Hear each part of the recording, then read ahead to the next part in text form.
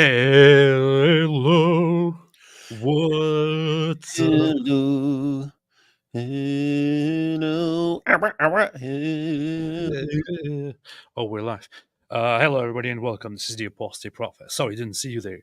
It's the Apostate ex-Muslim lantern. Apostate ex-Muslim lantern prophet. David, what's up? How you doing? Hey, what's up, man? Just sending out the links here. Sending out the links. I'm live with the Apostate Prophet. David. Yeah, I was already live earlier today. Had a very interesting live stream. For a change, I actually had an interesting guest with me. That was Jay Dyer. Unfortunately, now I have to sit down once again with Mike Winger.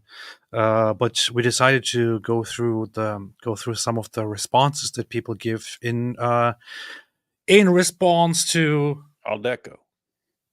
9/11. What? How'd the discussion with Jay Dyer go, man? Well, if you like him so much, why don't you make him your new partner? It was pretty good. Pretty good. It looks like he really has been on a path to learn lots about Islam and counter Islam and stuff. Last time I talked about him, this time, compared to last time that I talked about him, he was much more knowledgeable on Islam, and that wasn't even too long ago. So good times. Yeah. And really that's the takeaway from the Dawa clowns over the past several years is so for a long time, this is on topic, for a long time you had all these terrorist attacks, but people would be thinking, what are you talking about, man? I know this, I have a nice Muslim friend at school, he's not like that, so how could this be a problem with Islam? How could all these terrorist attacks be a problem with Islam itself? I know so many nice Muslims who aren't out violently trying to subjugate the world and so on. And then if they were to listen to a Muslim speaker, those Muslim speakers were hand-picked for who's going to be most persuasive to Western audiences. And then eventually you get to the modern mutation of Dawa, where they actually go back to good hardcore Islamic values, heaping insults and abuse and threats on everyone who disagrees with them. And these guys become the most popular. And the rest of the world, Christians, atheists, Hindus, Jews, are all watching this going, wait a minute, this is popular? This is more popular than this nice Muslim over here. He gets 200 views, and this guy who's screaming he's going to chop the heads off of apostates, he gets over 1 million. What is going on here? People caught on, and then people start taking Islam much more seriously as a danger to their future, and they start learning about it. And then what do the Muslims do? Oh, Islamophobia, avalanche of apostasy. Only getting started, guys. Only getting started here. Yeah. It was funny. I shared a few things with Jay that he wasn't aware of, such as that that meat goes bad because of the Jews. Oh yeah, he needs to know that.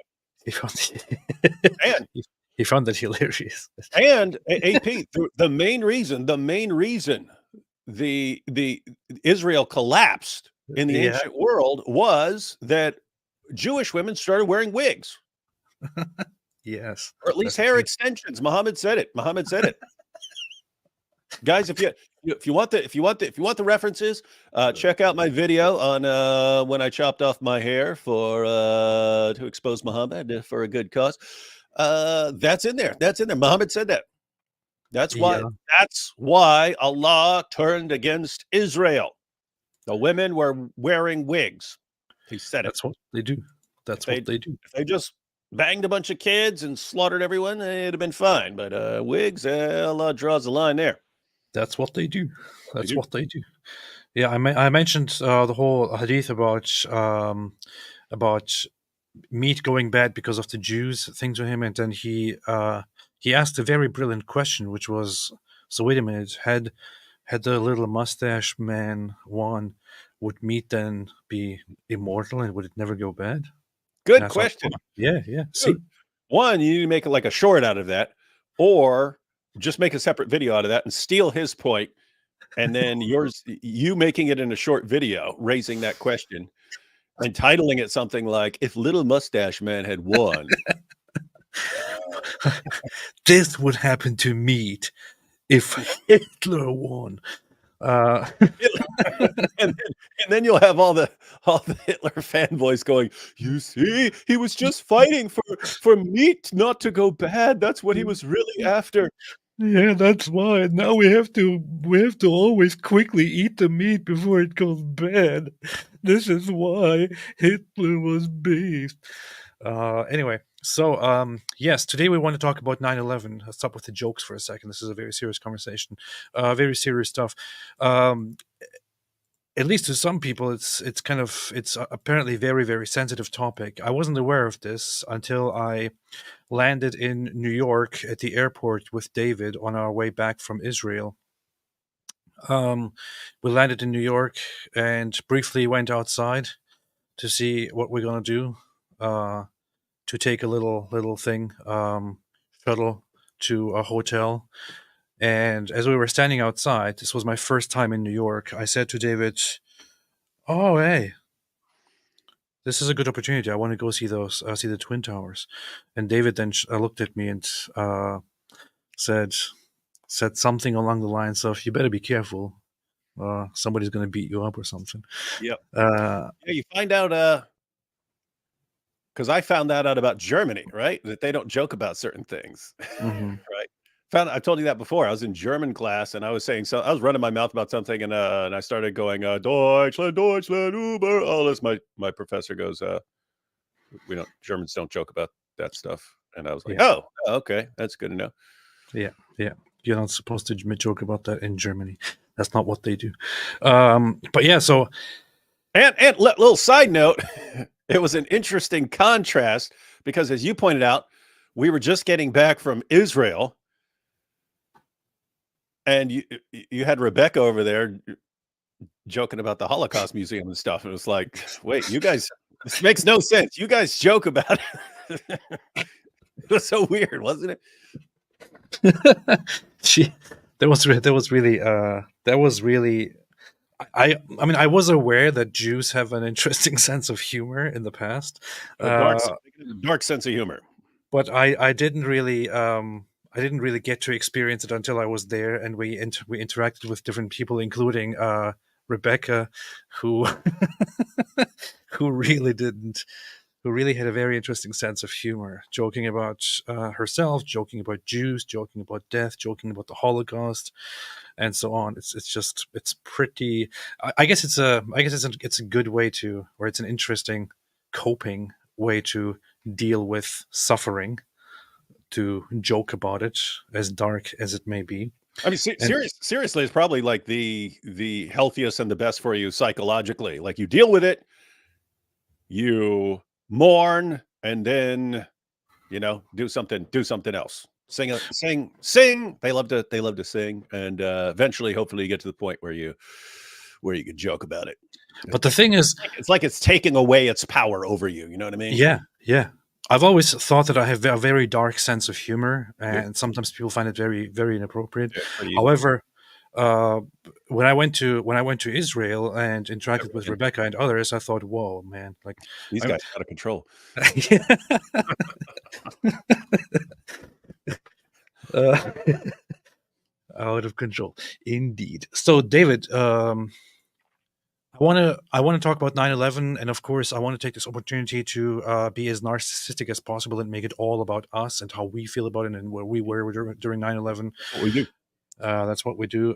This because that's the popular thing. That's what you're supposed to do. So, I first want to take this first hour to explain how exactly I felt and where exactly I was on 9/11. But before we come to that, what do you think about the reactions that people gave in response to 9/11? And do you think we really called it out sufficiently? What did we learn? And how did the Muslim world react? And so on. Well, you had you had Muslims reacting in different ways.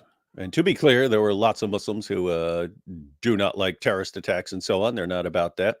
You had other Muslims who are, want to see the West brought to its knees and destroyed and so on, but didn't think that was necessarily the right time or the right way to go about it. They thought there would be this backlash and so on. Then you had the completely two-faced groups who publicly were saying, "Oh, it's the worst thing in the world. This is so against Islam," and behind closed doors they were celebrating it and so on. And then you had the people who were just like openly celebrating it. But you had a lot of different reactions. Yeah, just kind of weird. Ethan Matthew looks exactly like me. Yeah, it could be your twin brother, man. Said I was too young to remember. LOL. Huh. He's probably one of those weirdos who like went out and got like plastic surgery and stuff to like look like his hero. Yeah, most likely, most possibly that looks like it. That exactly looks like it. 9/11 started atheism 2.0. How did atheists react to 9/11? Mhm. I think over the years there has been this whole thing. 9/11 really changed a lot of stuff. After it happened, there was a reaction from people who responded by you know recognizing or noticing it, and going against Islamic terrorism and Islamic radicalism and Islam altogether and so on. But then there's also, of course, the counter. Those who countered that mindset by being inspired by 9/11 and saying, "Oh, no, no, no, no, no, no, no, no, no, no, no! Because of 9/11, we are now blaming all Muslims and Islam. In fact, Islam is a religion of peace," and all that. And then you also had, of course, the head of the United States of America, George W. Bush, who ironically was extremely hated in the Middle East. He came out and said, "Hey, Islam, a religion of peace." That's what George. Its teachings are good and peaceful. I remember that part of Yeah. the speech. Its teachings are good and peaceful. So he spread this whole propaganda idea in the West that Islam is basically a religion of peace and that it's not about Islam. However, it is about terrorist groups that take advantage of Islam, and it's about Islamic terrorism or radicalism and whatever it is. And today we are still discussing this whole thing. Somebody who's about to who's running for president, Kamala Harris, refuses to say Islamic terrorism, and she actually, I think, voiced that it's that she finds it inappropriate to say it or something. We learned about it. Yeah, didn't her husband announce that that's going to be his little side job? Like, I forget who started it. Was it Nancy Reagan who started it? I don't remember presidents' wives being terribly involved before Nancy Reagan, but then she jumped into stuff. And then since then, you have the president, and then the first lady always has to have like her project, like that she's working on. And so if Kamala wins, then it's her husband who will be the first dude. And I think he's announced that he's going to make his thing combating Islamophobia, because we still have this problem called Islamophobia in the world. Islamophobia. What a big, big problem. Super. What a big, big problem. If it wasn't for Islamophobia, we would still have the Twin Towers, of course, for example. You must have the courage to object when they use that term, radical Islamic terrorism, which ignores how Muslims have overwhelmingly been the greatest victims of terror. What a stupid argument. She repeats the most common argument when people talk about Islamic terrorism, saying, "Oh, the greatest victims of Islamic terrorism are Muslims." Okay, yes. From whom? Yes, they are. Yes, they are. However, what in the world does that say anything about whether whether Islamic terrorism is still Islamic radical terrorism or not? Yeah. Nothing at all.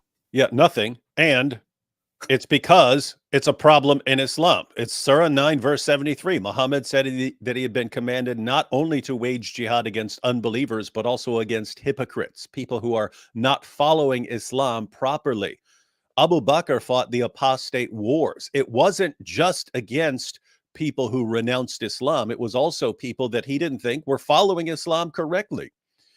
And so you have this all the way back from the first generation of Muslims, killing people, fighting people, waging jihad against people who aren't doing Islam correctly. And then you have groups like ISIS go out there and then they say, "Oh, that's not Islamic terrorism because they're killing Muslims." Wait, exactly like they're commanded to do in the Muslim sources, and exactly like the first generation of Muslims did. That means they're not Muslims. So thank you. The first generation of Muslims were not Muslim. Abu Bakr was not a Muslim. Muhammad was not a Muslim. These guys weren't Muslims, according to modern politicians. But yeah, so this is insanely stupid.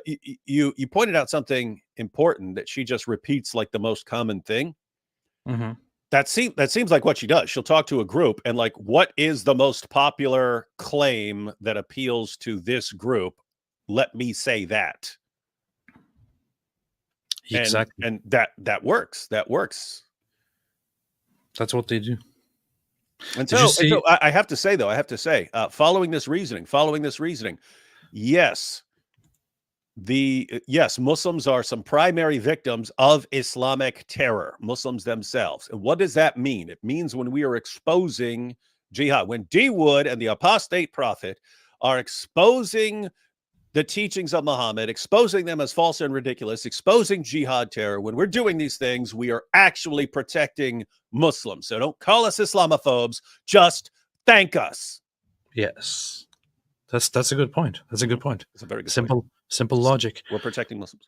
By the way, very relevant to today's issue. Here's a warning: this article is more than 13 years old because it came in 2011 when the operation against Osama bin Laden took place. But I thought they were the good guys.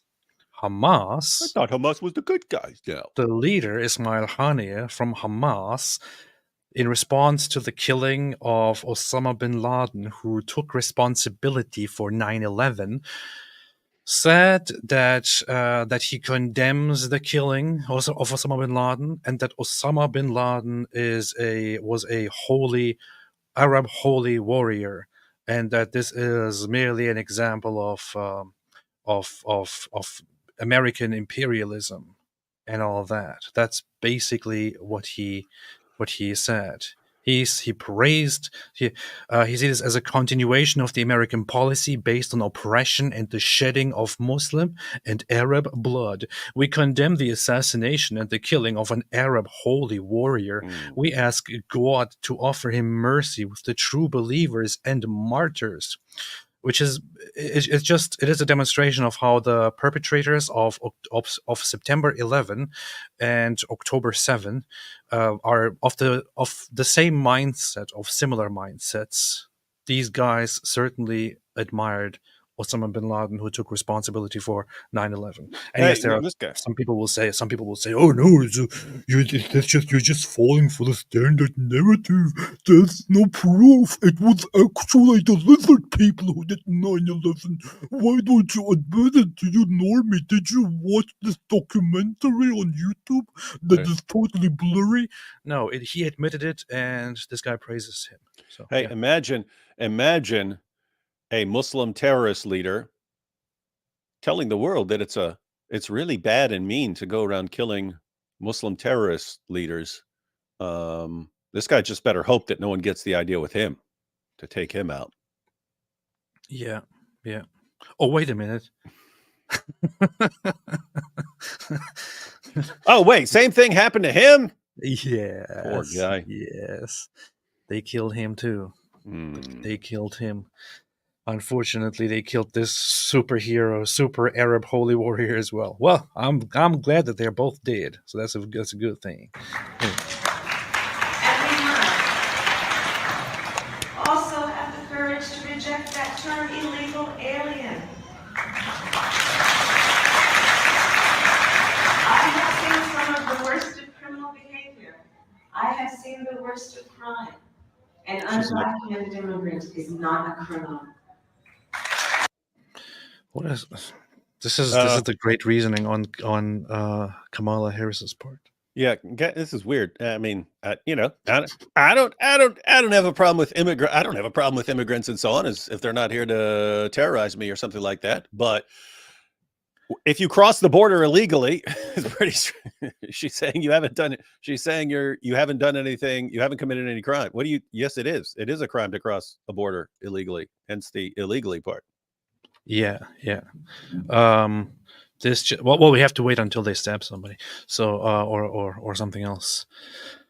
Very, very, very powerful speech by Kamala. Did you watch the debate, by the way, yesterday? Yeah, I did.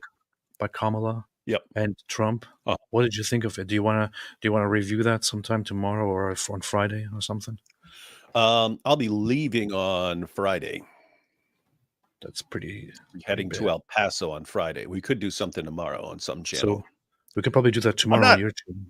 Yeah, I wouldn't mind going live on my channel. I don't know if I want to review the debate. There's not a lot of like, guys. Is there anything worth reviewing in that debate? Like worth? I mean, I watched it. In fact, I watched it twice, and I thought it was a terrible debate. Honestly, Yeah. it was horrible on both sides. And I would say that Kamala Harris actually made a good impression by surprising did. people and performing better than I'll say people it. She won. expected. I'll say it. She Yeah, won. and she actually, in my opinion, and I know lots of people will be pissed about this, but she was actually better. And Trump was on his worst. I mean, he was better in every other debate that I've seen from him so far. He was, for some reason, pretty bad in this one. Yeah, and guys, just to be clear, when I say she won, I do not mean she had good points or anything. I don't believe a word that comes out of her mouth. It's like with her, it's what is going to appeal to my base for any statement. Let me say that. And it's like, and matter of fact, Trump pointed it out. She's like, she has no position. That's what I actually believe about it. I don't think she's like an empty vessel into which ideas are put to win election. It's the same thing with like old Joe Biden, like where he wasn't there anymore. He wasn't himself. He was just whatever they put on the teleprompter for him and so on. But so when I say she won, what I mean is everyone already knows Trump. Everyone already knows Trump. They know what Trump's about and so on. With Kamala, like you've never seen anything from her except for incoherent cackling at random things and like the most incoherent responses to anything ever. So how is she actually going to perform in a debate? And she basically memorized a bunch of things to spout. And I was thinking beforehand, I was like, if she's smart, she'll just go with stories. That's what works, right? This is how she burned up Biden in the presidential debate back in the day. She told a story, and the girl on the bus, that was me, and she's telling the story, right? That helps resonate with her base, and she instantly started about that, right? She instantly started with stories. So if you brought up abortion, it's like, what about the young woman who's sitting in a hospital parking lot bleeding out because she's having a miscarriage and they won't treat her because they're too worried about breaking abortion laws and so on. What about this girl?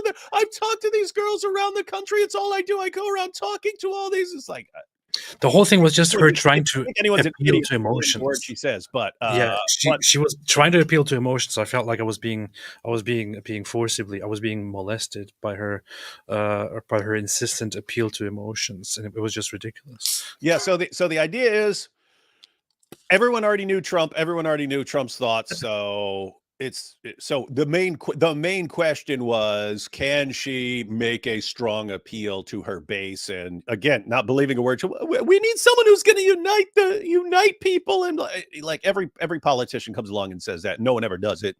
So it's a bunch of nonsense. Anyway, the point is that was the concern. Is she going to be a cackling moron? It's the same thing with Joe Biden a couple of years ago. If everyone expects him to be completely incoherent babbling, well, if he actually can formulate coherent thoughts and so on, that's impressive. That's impressive because he's going above the expectations. So with Kamala, we expect cackling moron, and she was above her expectations and so on. So that made a positive impression on people. With that said, I have to say, I really don't like these debate formats, which are the only debate formats that people come up with now. It's like, okay, we're going to go 2 minutes. You get 2 minutes. It's like you are literally applying for the job of the most powerful person on the planet, and all you give is a soundbite. This should be more like interrogations, right? These should be conducted more like interrogations. Like, okay, we're going to talk about the economy, and we're going to have some serious people asking you some serious questions, and we're not budging from here until we actually understand your positions on all these things. And that's how you should do it. And the fact that people aren't willing to do that, political candidates aren't willing to do that very frequently shows, I don't trust, kind of don't trust you handle all these issues if you're not willing to answer tough questions about the issues. And they also both did the whole thing. They wouldn't stick to the topic. They wouldn't answer questions. The moderation was terrible. The moderators started debating and basically correcting Trump, but not her. Yeah. The moderators shouldn't be. He made false statements, but it's not up to the moderator to correct that. It's just like that's your opponent's job. Yeah. So that was bad. Other than that, I mean, other than them like doing the fact checking and responding to Trump in the debate when they're the moderators, I thought they were good in terms of like time and like cutting people off, but sometimes giving people a little bit to, to finish what they were saying and so on. I thought they did a good job as moderators, except they were one-sided in arguing with Trump and not with Kamala. Because this was the best part of the debate, Lou. This was my favorite part. Over the United States. And a lot of towns don't want to talk. It's not going to be Aurora or Springfield. A lot of towns don't want to talk about it because they're so embarrassed by it. In Springfield, they're eating the dogs, the people that came in. They're eating the cats. They're eating the pets of the people that little hamsters. Imagine your hamster. You buy a hamster. You bring a hamster home to your kid, and then they eat them. They eat the little hamsters. They're eating the dogs. They put them on a little stick, and they roast them out there right in your front yard, and they're eating them. They're eating the little birds, the parakeets. Imagine your parakeet being eaten like chicken by some invaders. He was strangely irritable and angry throughout the whole debate. He wasn't on his regular sassy, funny, calm mood. He was, I don't know, he was easily bothered. She got under his skin very easily. She seemed calm and composed. She was trained on that. She was She was like interrupting him, and you could see in his face he is visibly getting angry and annoyed, and it was a very strange thing. I don't know. She did exactly what I would have told her to do. Look, here's how this guy, here's the things that annoy these guys. We have tons of stuff. We know exactly what annoys this guy. Do these things, and when he's talking, just smile like you're amused the entire time. Just do that, because that's kind of, you can't train Kamala to have like serious intellectual positions on all these things, but you can train her to, okay, here are the stories you need to memorize. Here are the buttons. Here are how you could push his buttons, and just smile and grin like what he's saying is so ridiculous that it's amusing to you. That's it. Do that. Work.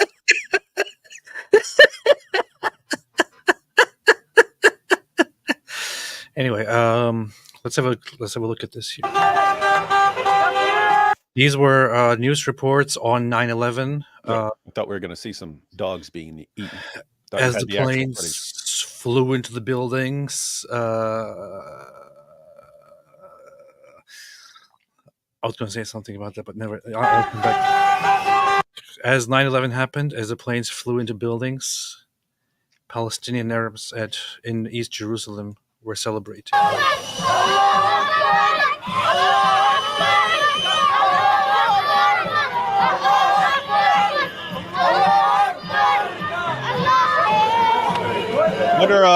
Wonder what these kids grew up to become.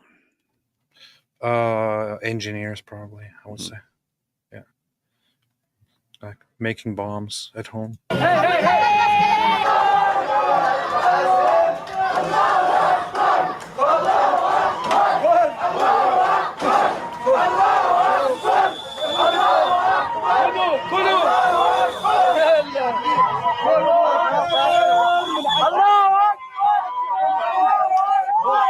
I remember this woman. Unforgettable.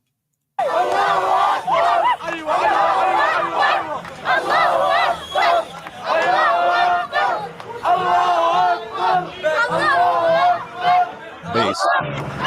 It's kind of funny how they adopted this whole Winston Churchill victory thing when they are the ones who are on the opposing side of wherever Winston Churchill would be or was.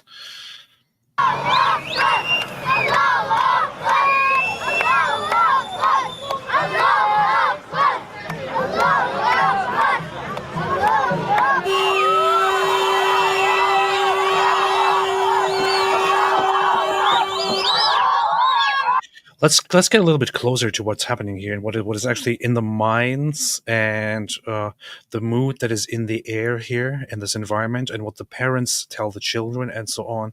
So what you see is you look at your TVs. Back then, of course, there is no proper internet, no social media. You look at the TV, and on TV there is a major report, repeated footage shown of a plane flying into one of the towers.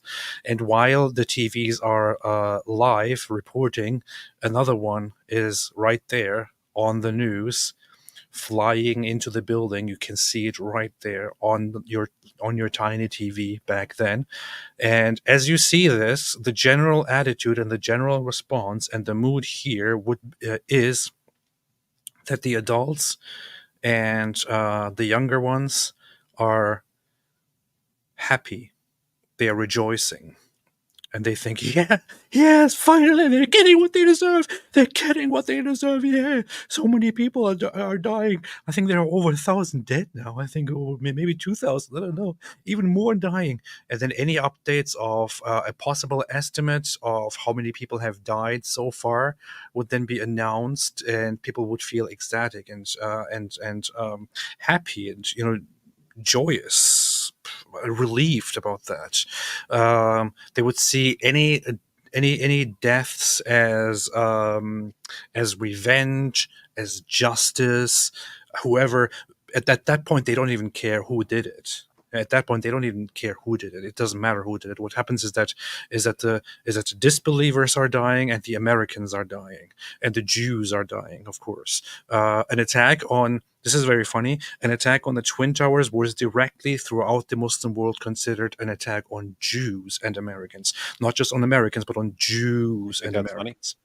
But then later, the same people will then claim that it was the Jews who were behind the attack, and that Jews on that day supposedly were told to stay at home so that no Jew went to work on that day, and the Jews orchestrated this attack to then blame it on Muslims and then to terrorize Muslims.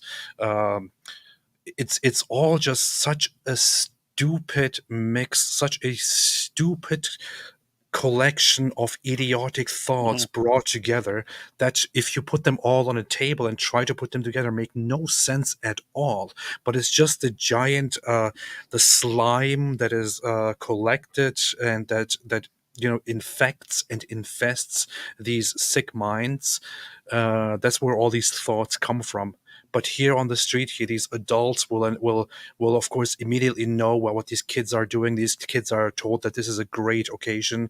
They are these kids don't understand what in the world is happening when a plane flies into those Twin Towers. They just hear it from the adults, and they're like, yeah, American dead, yeah. And the adults come and join in. This is what's happening there. They feel like this is fantastic. And these things are all connected. There's a recurring theme, let me put it that way, that even ties into the debate that you just played some clips of. But when you're the Muslim world and you feel completely outmatched by Western powers, it's the Ivan Drago theme from Rocky IV. So Ivan Drago just completely beat Apollo Creed to death. And then Rocky has to fight him. And he comes across as like this perfect, scientifically designed fighting machine. And anyway, Rocky's fighting him, and there's this scene where he actually cuts him. He cuts him under the eye, and Rocky's trainer starts going, "You see, he's not a machine. He's not a machine." It's like it clicked. Wait a minute. I can actually hurt this guy. I can hurt this guy that we thought was basically like a machine. Anyway, that idea of, hey, I thought this guy was indestructible, and yet I just hurt him.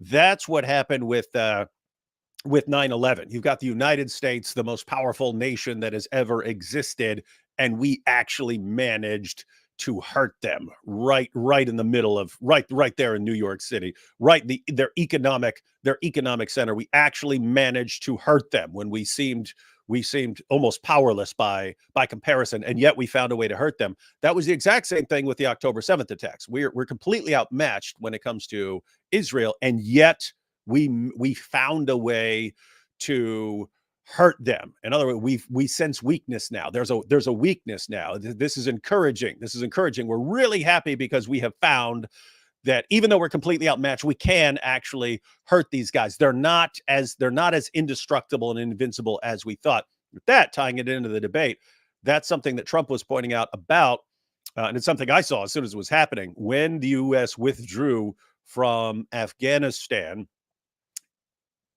in such a disastrous way that the United States looked weak and incompetent, leaving all their stuff behind, soldiers getting killed, people hanging onto the sides of airplanes. It looked like a complete disaster. That sent a message to the entire world. The entire world's like, whoa, these guys are not as impressive as we thought. They are not the unstoppable military force that we thought. They might be weaker than we are aware of.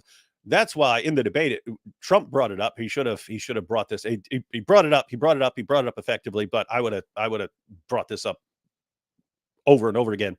That withdrawal, it wasn't a coincidence. He pointed this out. It wasn't a coincidence that Putin invades Ukraine right after that, right? And lots of the stuff with Iran starts happening after that.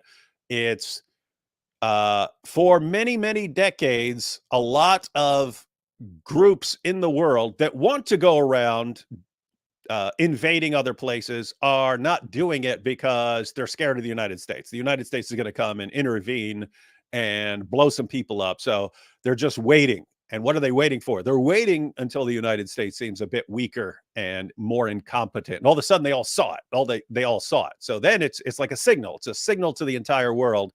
Hey, now you can get away with some stuff because the United States is not what it used to be. So anyway, that's why these young bucks are encouraged, and that's why nations generally want a very strong response after these things. You want to send the message, oh, you think we're weak because you just got that, because you just accomplished that? We're gonna make you understand how strong we actually are and crush you. Yeah, that's what happens. Then you have people like this guy, Anthony Navarro, saying dancing Jews on 9/11. Anthony Navarro, probably not even your real name. His real name is Nick Fuentes. I just want to give you one little hint here. You will never see that these conspiracy theorists who push ideas like dancing Israelis on 9/11, you will never see that these guys actually engage in any honest debates with people, in any live debates. It's because they are so easily and so simply debunked that you have to rely on posting dumb phrases like these on the internet. Yeah, there is a conspiracy theory that there were these Israelis, they were arrested and they were responsible, they were part of the 9/11 terrorist attacks. It is just so immensely stupid. Yes, there were actually Israelis arrested on that day because of suspicious behavior reported by a woman on a balcony, and those Israelis, they just arrived after the event started and started taking photos of it, and the police did pick them up.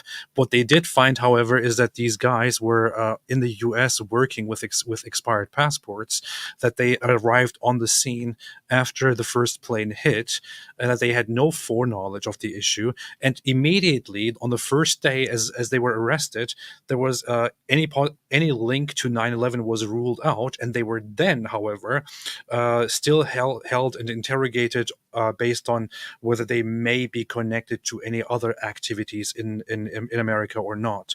It was concluded that they were not. They were then deported. They also went on TV. You have their names. Nothing happened to these guys. It's just such an idiotic thing. On that day, lots of people were arrested. After 9/11, many Muslims in America were arrested in suspicion of terrorism. What's with them? Like, do we never talk about them? Do we just single out these Israeli guys because they happen to be from Israel, from they happen to be Jews? When it was the Muslim world that celebrated it, when it was Osama bin Laden who praised the terrorist attacks of 9/11, and when it was Osama bin Laden who in 2004 admitted that it was actually him and that he was proud of it. Proud of that. But yeah, sure, it We're was the proud of Jews. that. It was the Jews. Hey, going back to what you were saying about how they'll have all these different conspiracy theories, but the conspiracy theories don't fit together at all. Like you can't, it's not a coherent conspiracy theory. It's just blame the Jews for everything. And then it doesn't even make The sense. Jews. But that's something that keeps happening with, I'll get, David, why don't you go after the Talmud the same way you go after Islam? And I'll go, well, if you ever end up with 2 billion people trying to impose the Talmud on me, then I'll have some problems with that. Until then, I'm going to go with the ideology that people are trying to impose on me. As far as problems in the West, more concerned about Islam and an extreme, like off the deep end leftism. More concerned with that, and then I'll get, but the Jews are running both of those things. It's actually the Jews having Islam take over the West, and the Jews inciting that are inciting this far left, off the deep end leftism. Wait, really? Right, really? So the two most anti-Israel groups on the planet. The Jews are the ones that are actually fueling that, right? That's your theory. That's your theory. So Israel is basically like, who are the two groups in the universe that want to wipe Israel off the map most? Yeah, let's help those guys take over the West. That's your theory? So stupid, man. That's your theory, that the Jews are doing everything they can to bring about their own self-destruction. Suppose you want to say that. Suppose you want to argue that the Jews are doing everything they can to have the people who want to destroy Jews infiltrate all the people who don't want to destroy Jews, and they want the people who want to destroy Jews to take over and run everything so that Israel is completely destroyed. Okay, that doesn't fit together with your idea that the Jews are these genius masterminds controlling everything, right? It doesn't fit. Because if you're doing everything to bring about your own destruction, I guess that's possible, but you would be insane and ridiculously stupid if you were doing. You would be like the dumbest strategist on the planet if that's what you're doing. So what are they? These awesome masterminds, or these incompetent bumbling morons who are empowering all their enemies to destroy them? Which one? Which one is it? You can't keep saying all of the above. They don't fit together. Alhamdulillah. Alhamdulillah. That's true. That's true. Hey,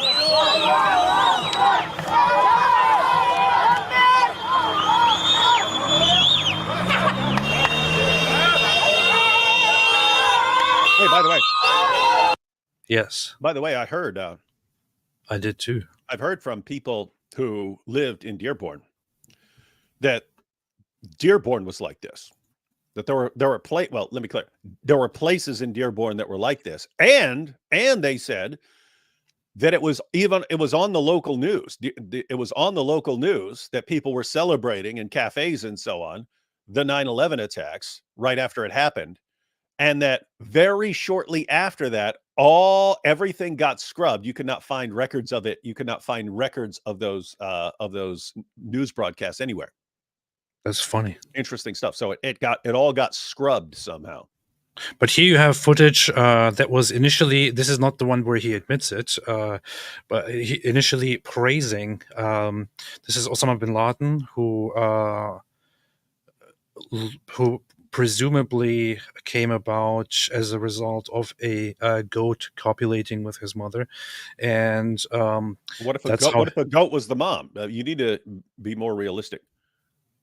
We don't know that. We don't know. What if the goat was his mom and it was his dad copulated with a goat? Huh. I'm just saying, you don't know unless you have the evidence. It's one or the other, but. Well, I didn't really think this is true, but that makes sense. It could be. It's probably more logistically, common that his father probably did copulate with the goat, and then he came into existence. So okay, fine. The goat was the mom. Okay. So, but here he is praising the attackers of 9/11. This was in 2001 after the attacks. في ذكر أولئك الأبطال الذين خرجوا من أرض الحجاز من أرض الإيمان من غامد وزهران ومن بني شهر ومن حرب ومن نجد. نرجو الله أن يتقبل الجميع. والذين خرجوا من مكة المكرمة سالم ونواف الحازمي وخالد المحضار. Khalid al-Mahtar. These are names of the terrorists of 9/11, the hijackers. I'm just saying his voice sounds kind of weak compared to, you know, like little mustache guy or something like that. But you had the videos. You had the videos of the like.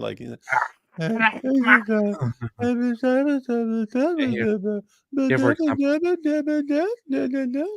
come on. Khalid al-Mahtar is, for bass in your example, voice, Osama. one of the hijackers who was part of the attacks. No beard. Just to point out here. No beard. أو الذين خرجوا من المدينة المنورة تركوا الدنيا ونعيمها من أجل لا إله إلا الله. إني لأشهد أنهم من كل بتار أحدوا يا طالما خاضوا الصعاب وطالما صالوا وشدوا. شتان بين الذين لربهم باعوا النفوس الباسمين إلى الردى. Anyway, so this is what he said. You can find. I retweeted this just to show it to those who say, "Oh, it was the truth. Osama bin Laden never admitted that it was actually the wicked people." But maybe Osama bin Laden was a Jew. His real name was Mortimer Feldman. Look, here's a picture of a Jew who looks kind of like him, named Mortimer Feldman, you see? This was also, by the way, here you have another terrorist sympathizer. I think, actually, in all honesty, the FBI should be at this point alerted to Daniel Kikic's post. And I'm happy to say that very, very openly, without any hesitation. If you are in America, you reside here, you claim to be just, presenting your opinions and this and that, and you don't want to be part of this, and you don't want to be falsely persecuted and all that, but you sit here actually making excuses for Osama bin Laden, the main terrorist, who has openly and very clearly said that he was responsible for 9/11. I think that the FBI should actually pay Daniel Kikic a close visit. But he is actually here saying, did you know Osama bin Laden condemned the 9/11 attacks for religious reasons? Unless Daniel's already on their payroll. That's true. And then he cited a report where bin Laden initially, just a few days after September 11th, denied that he had anything to do with it, which of course completely disregards the fact that only a few months later, Osama bin Laden did record and publish a video in which he praised the September 11 attackers, and only 3 years later, he also then Al Jazeera directly published a video of him explaining in a lengthy and boring speech why he did it and what the reasoning is. The funny thing is that apparently the internet has a problem with playing that video. And of course, the conspiracy theorists were like, you see, why are they not playing that video? And I must agree that I think that such measures of refusing to play certain controversial videos is, in my opinion, dumb, because some people want to treat everyone like children and say, oh, it contains a lot of bad propaganda and we shouldn't give it the publicity it deserves. Okay, man, but it's evidence, bro. Yeah. Well, the rough part there is you have, they put algorithms in charge of this stuff. So they'll actually put it in the algorithm. If anyone is playing this, shut it down, because they think people are going to be like us, using it for propaganda purposes and playing it, And so I had a bunch of problems with Islamicize Me for that. It was like automated stuff that were picking up little ISIS things in the videos, even though we're making fun of that. They're picking up on that and like banning the stuff. So anyway, yeah, they program their stuff to pick this up is on pretty all much years ago. When I was younger, I was freely able to. You were younger years ago? Yeah, I was able to find this video and actually watch it. Earlier today, I spent, I must say, like 15 minutes or so trying to find the actual video, and I couldn't find it, which is very unusual. I usually find things quite easily like this. But you have it on Al Jazeera. I think they even published most of this video or parts of this video for everyone to view. For some reason, apparently they started scrubbing it. But here's the whole transcript where he takes responsibility and also explains why. What and so are you on. doing? Read the entire thing Like this? In a powerful jihadi voice. Of course, yeah, let's do We it. want it recorded. Praise be to Allah, who created the creation for worship and commanded. Hey, you want to go back and forth? Not going to do that, man. This is way too long. We could go back and forth, paragraph by paragraph. We could just do the beginning and the end. In 1982, when America permitted the Israelis to invade Lebanon, and the American Sixth Fleet helped them in that, this bombardment began, and many were killed and injured, and others were terrorized and displaced. Okay, your turn. Oh, my turn? Yeah. The fire of Allah was in my eyes, and I couldn't forget these moving. He don't even talk like that. What's he talk like? And as I looked at those, I couldn't forget those bad things that happened, and let's paint some nice little trees here. That's what he sounds like, man. He sounds like Bob Ross trying to scare everybody. Yeah. So with these images and their likes as the background, the events of September 11th came as a reply to those great wrongs. Should a man be blamed for defending his sanctuary? In defending oneself and punishing the aggressor in kind, objection of all terrorism. If it is, then it is unavoidable for us. Here are the lines.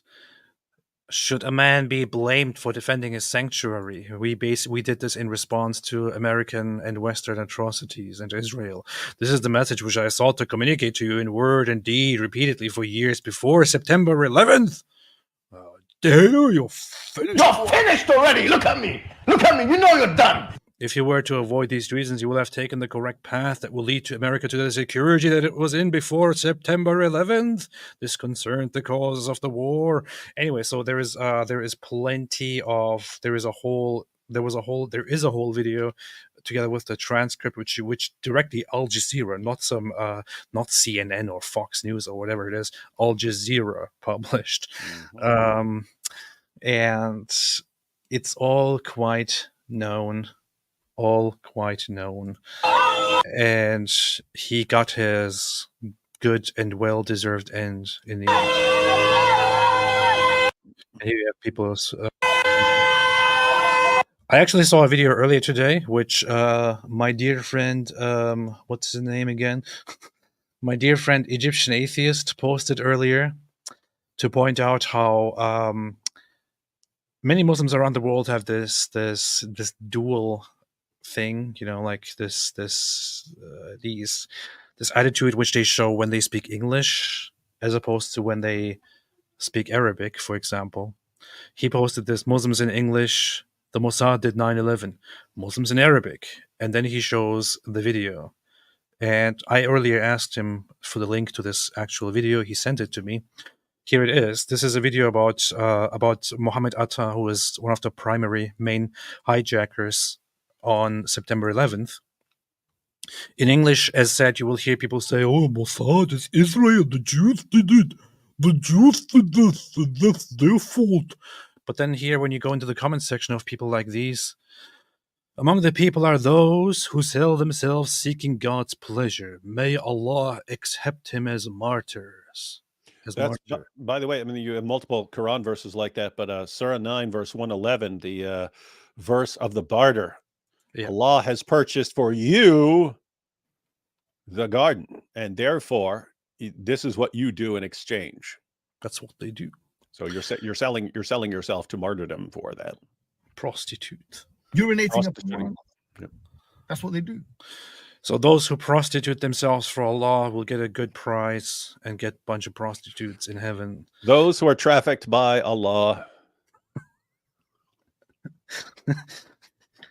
Oh, man. May God have mercy on him and his companions. It's companions. Some dumb lines here. May Allah forgive, mercy, blessings be upon Muhammad. He referring to Muhammad Atta, the terrorist, and his family. May God bless him and his family. May God accept him as martyr. This is a hero who won the afterlife, and you should rejoice in your life because you who comment on the video clip do not believe in the afterlife. May God have mercy on him. This is a renewal of jihad in this time, a man and few men. May God have mercy. May Allah have mercy. Allah forgive him and grant him paradise. Hero, big hero. And then the same person in commenting in English would say, oh no, Jews did it. Mossad did. Israel did. Dancing Israelis. Islam condemns this and forbids terrorism. May Allah have mercy on him. I ask Allah to accept you in Jannatul Firdaus, in the garden of Jannah. May Allah rest his soul. May Allah have mercy on him. Ali Muhammad Atta. May Allah have mercy on you, our hero Muhammad Al-Amir. May Allah grant him paradise. Paradise. May Allah have mercy on him, Muhammad Al-Amir, and may Allah be an example to follow. Hey, look at the name of that channel. May Allah curse the Jews and the Christians. It's the name of the channel. It is totally based.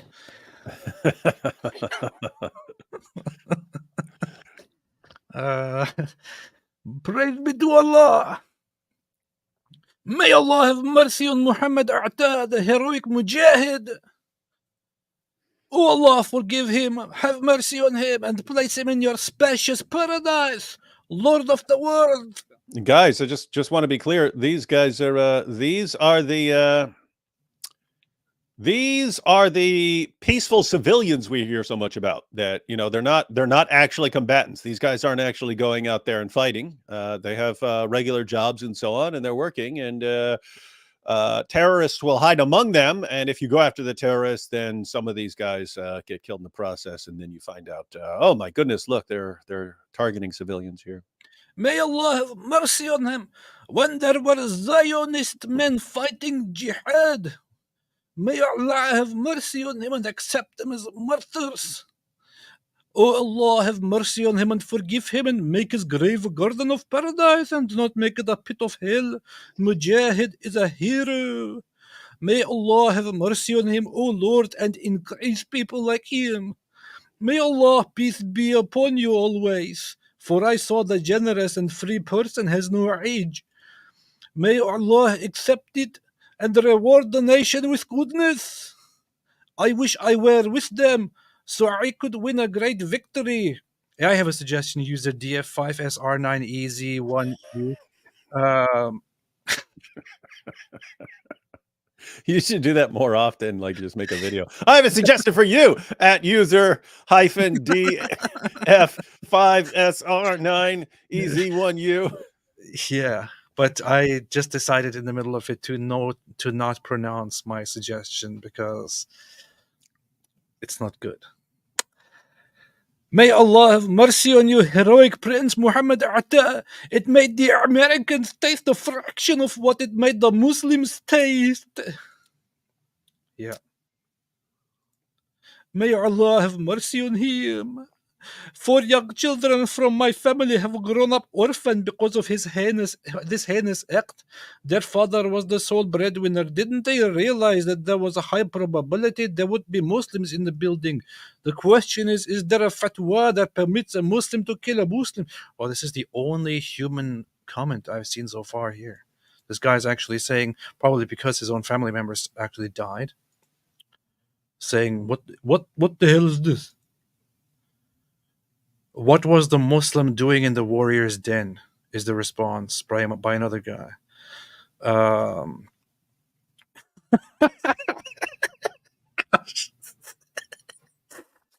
So this guy is saying 4 young children from my family have grown up without father because of this act of September 11. This guy said, what was the Muslim doing in the warrior's den? And this guy says he was with your mother. People. May Allah accept you, Abu Atta. But my mother's a goat. Goats are not even allowed in the building. May Allah accept them in Aliyin. May Allah have mercy on the heroes. Allah willing, we will continue as you were. The criminal will bear the blood of all innocent people. Okay, sorry for that. This is what? What's this doing here? How'd that even get there? 8 likes? There's one good guy among all of these goat rapists. What is happening here? Dude. All of these people are gathered here raping goats, and then this guy comes here like a human and comments on it. You know, your place is not here. Come join us. Come and be among us. Do not dwell amongst those who rapeth the goats. May Allah have mercy on him. May Allah accept them as murderers, but these are innocent souls.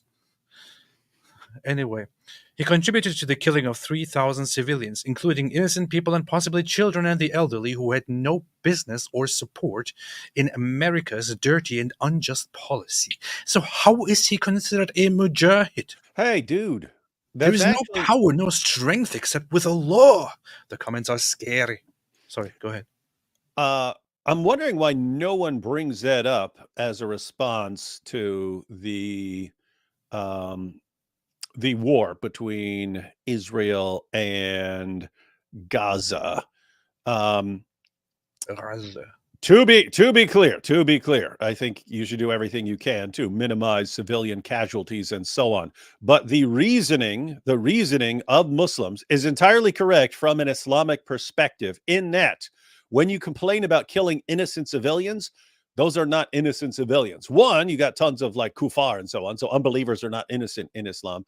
But completely separately from that, in Islam, Muhammad said that it's not just the warrior, the jihadi who gets the reward. It's whoever pays for that person to equip him to go out and fight. That person gets the same reward. In other words, if you're going out to fight, 7th century Arabia, if you're going out to fight, I'm not going out to fight, but I buy you your sword and your armor so that you can go out and fight, then I get the same reward that you get.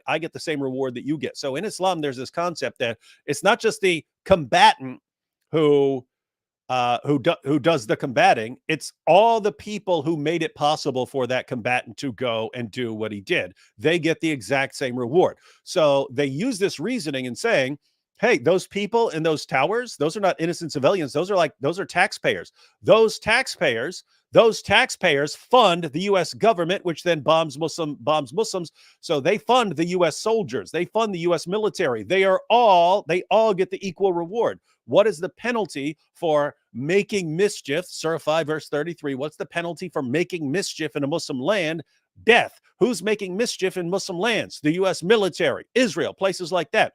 Okay, so if the U.S. and Israel are making mischief, their militaries are making mischief, who actually enables those governments and those militaries to make mischief in Muslim lands? The taxpayers, the regular citizens, the people who vote these leaders into power, the people who pay the bills, who pay for the missiles, all that. So you're not innocent. You're all guilty. You are all part of this system. Okay, so that's standard reasoning. They get that.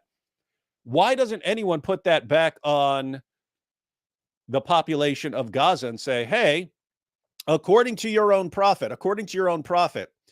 the people who go across the border and slaughter a bunch of Jews are not the only ones responsible. The people who put those guys into power and support them and hide them and fund them, they are equally responsible for what's going on. And therefore, these civilians, according to your own doctrine, are all part of this, and therefore stop complaining. Again, just to say it, I think civilian casualties should be minimized, but I don't know why no one points out their own position as a response to their complaints. In other words, you're complaining, oh, look, they're killing these people who have nothing to do with it. No, according to your own religion, those guys are equally responsible as the terrorists. They're equally responsible according to your own prophet. So anyway, I don't know, but you see it here. They're saying the same thing. Yeah, You actually have one person here who says, among all of these goat rapists, you have one person here who says something smart and who actually notices, who stops for a second and thinks, wait a minute, guys. Wait a minute, guys. We keep saying ISIS does not represent us, but what's with these comments, guys? This Khalid 10, who suspiciously looks like that one actor, Cillian Murphy, he says the comments are scary. Then they say ISIS does not represent us. He is the one person who actually makes the very, very obvious point. The rest of them keep raping the goats, and it's sad. It's sad, but it's good to see that one person is actually there. One person there does not like goats. And this is relevant, by the way, because if you go back to like Obama and when ISIS was springing up and so on, the claim was 99.9% of Muslims are against all of this stuff. It's like such a tiny, tiny, tiny fraction of Muslims who support this stuff. And then you'll see what happens after this, or you'll see what happens.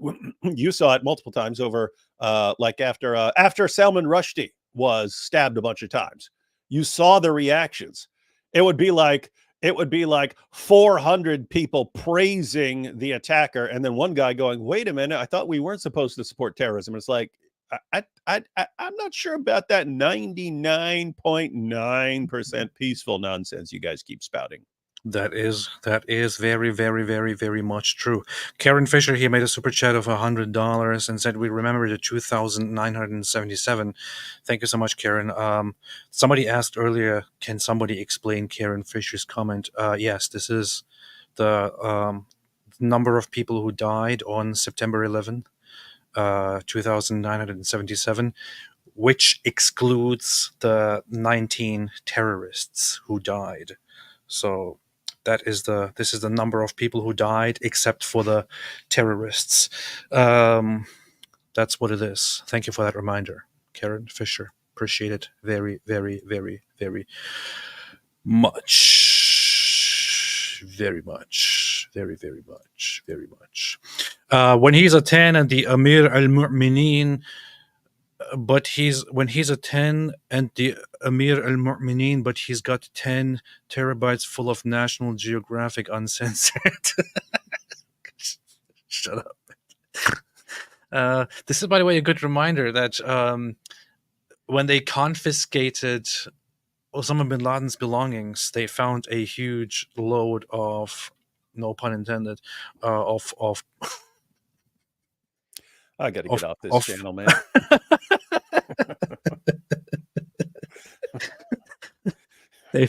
They found a huge amount of adult entertainment videos in the possession of Osama bin Laden that he apparently really liked. He liked his porn.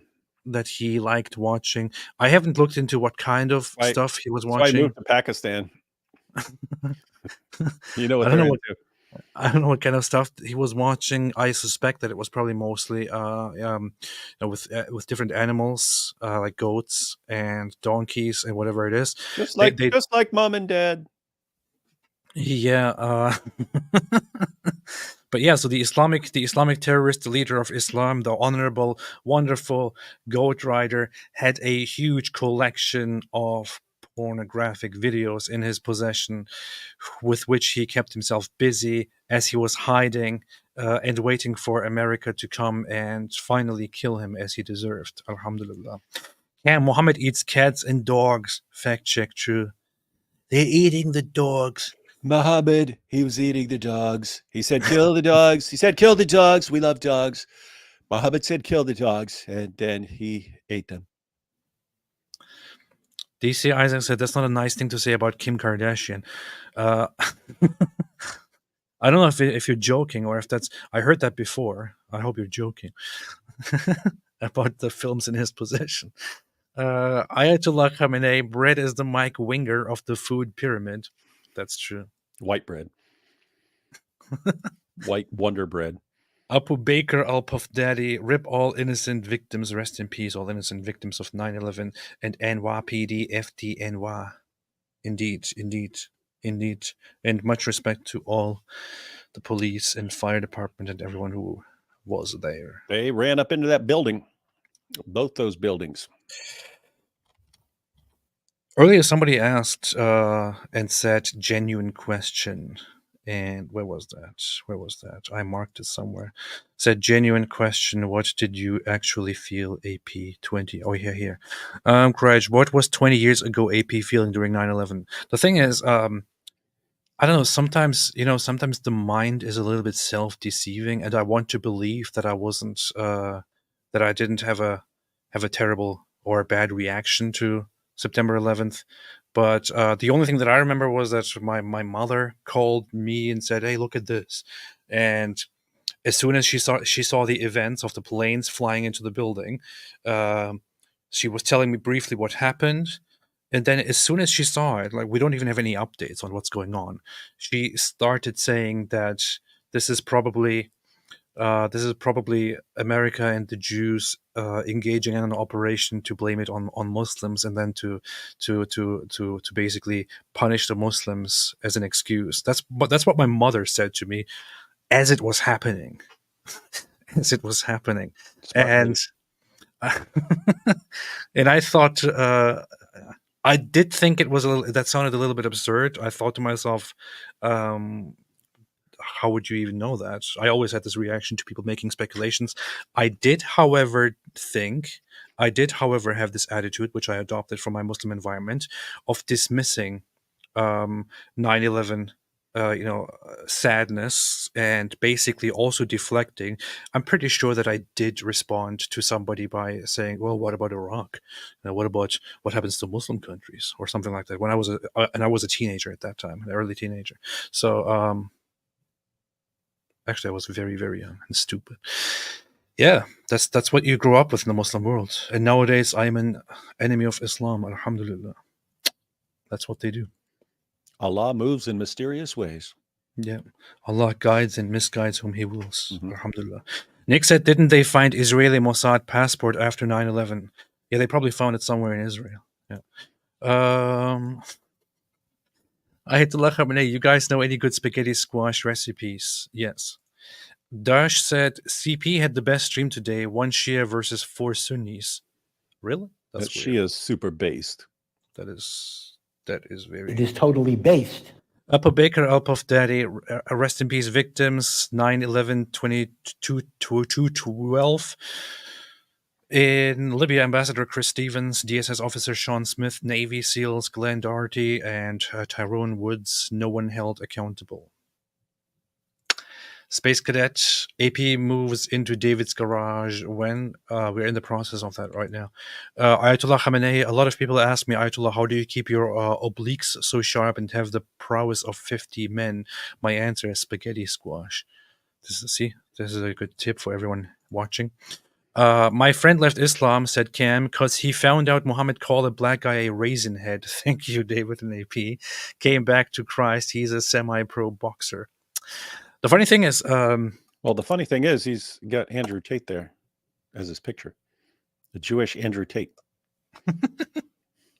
The funny thing is, I don't actually think much about the hadith in which Muhammad refers to black people or a black man as one whose head looks like a raisin, except I think it's quite a crude way to describe a black person, and also probably displays what the general population thought about black people and how he himself didn't also happily adopted that way of thinking when describing black people. The ironic aspect of it is that the hadith is about obeying your leader, your caliph, and even if he is a black guy whose head looks like a raisin, you should still obey him. So it's now conflicting. Like, okay, so he says that even if it's a black guy, you should obey him. But on the other hand, he's also describing them as people whose heads look like raisins. Yeah. So the idea is, if he's saying you have to obey your leader, even if he's the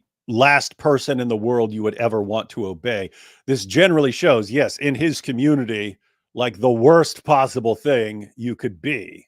The last person you would ever think could give you an order would be a black person whose head looks like a raisin, according to these guys. And like, that's the last person you would ever, and I'm telling you, if that guy becomes your leader, you even have to obey him. So yeah, it is this weird, hey, even obey that guy, but it shows like the culture. That's the last person in the world any one of these guys would ever think about obeying. Yeah. When Muhammad saw a black person, his response was, "Ew. Brother, ew. What's that?" Leather straps off the vertical smile said, "Momo was boom boom room, but Mo looks at you eating a banana." Gorno's bulldozer in Alidawa's and Tate's voice. Welcome to City 17. You have chosen or been chosen to relocate to one of our finest remaining urban centers. Welcome to City 17. You have chosen or been chosen to relocate to one of our finest remaining urban centers. I don't even get the reference. Me neither. Crow, how did the Jews react to 9/11? That's a good question. How did the Jews react? David, have you seen all those videos of those Jews reacting to 9/11? Yeah, they were dancing in the streets and stuff. That's what I keep hearing. I keep hearing that from Muslims. What? It's a good question. Maybe present a video of how Jews reacted to 9/11. Lots of them probably thought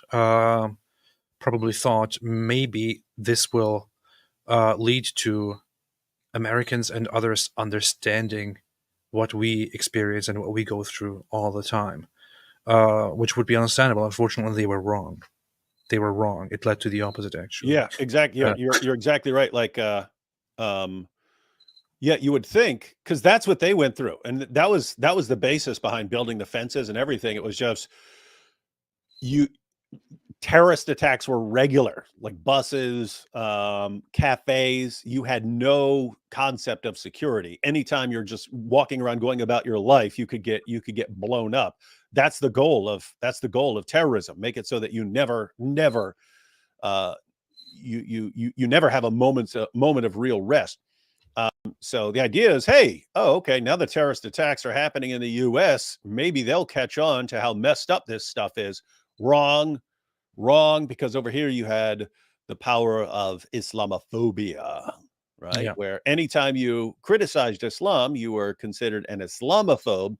And so what actually happened in the West was everyone, every politician, every journalist, every educator, every entertainer had to show how not Islamophobic they are. And so everyone started praising Islam, and every news show would get Muslim speakers on to explain how none of this has anything to do with Islam, and Islam condemns all this. And they basically opened up the TV stations, the radio stations, all of this for Islamic dawah. And that's why after every single terrorist attack, everyone, 9/11, the 7/7 bombing, after every terrorist attack, there were these waves of new converts to Islam. Why? Because people were being bombarded with the idea that Islam is wonderful and it's good, and they're being exposed to Muslim preachers who are just giving more airtime. And so the actual takeaway in the West was, hey, the more terrorist attacks you launch, the more will help you propagate Islam. So it was a massive encouragement. Hey, guys, keep blowing us up. Keep plowing trucks into us. The more you do, the more we'll promote Islam. We will help the entire Dawah community if you just terrorize us. So bomb us, blow us up, shoot us, stab us in the throats, everything, do anything you want. We will respond by helping you spread your religion even more. So yes, we encouraged it. Yeah. You had, of course, also reactions like these. The Al Arabiya poll, which had a poll which involved different countries, I think, in the Arab world. 220,000 respondents here from the Arab world about September 11th. This was done 10 years after the events. Some of the highlights, some of the details is only 14% believe that Osama bin Laden was behind the operation, according to the poll. Further, the survey results indicate that 23% see the events of September 11 as a terrorist act planned by Al-Qaeda, while 26% believe that Osama bin Laden had nothing to do with the attack. When respondents asked whether the attacks were justified or not, 38% of them answered that they were unjustified, while 36% disagreed with it. Still, I guess, better than 60% saying it was good. As for the popularity of Islam, 60% of those surveyed believed that the popularity of Islam had declined due to the events. Wrong. What was there else? Regarding the extent to which the daily lives of the... No, not this one. There was... Oh, yeah, here. Is the killing of Osama bin Laden a crime? As for the killing of Osama bin Laden, 16% considered it a crime. 48% considered it not a crime, while 36% refrained from answering. But 47% of Gulf citizens specifically did not consider the killing of bin Laden a crime. I mean, given the Arab world and some of the expectations you have, I would say it's still what a weird thing to say, but it's still not as bad as could be worse. Could be worse. It could be much worse, right? 16% of the sample considered it a crime, indicating that if it were true, then 16% of the 300 million Arabs are terrorists, and this is an exaggerated number according to his analysis. That's funny for an Arab to say. You had results from... I had the source up earlier. I have somebody posted it in my replies as well. But when Palestinians were asked about 9/11, they had some very interesting things to say about it as well. By the way, while I'm looking for that very important update for you, David, Taylor Swift endorsed Kamala Harris for president. Sweet. That's a shocker. I didn't know which way Taylor Swift was going to go, but now that I know, that changes everything. I'll have to become a Kansas City Chiefs fan. That changes everything. Everything. Okay. This is from PBS, I believe.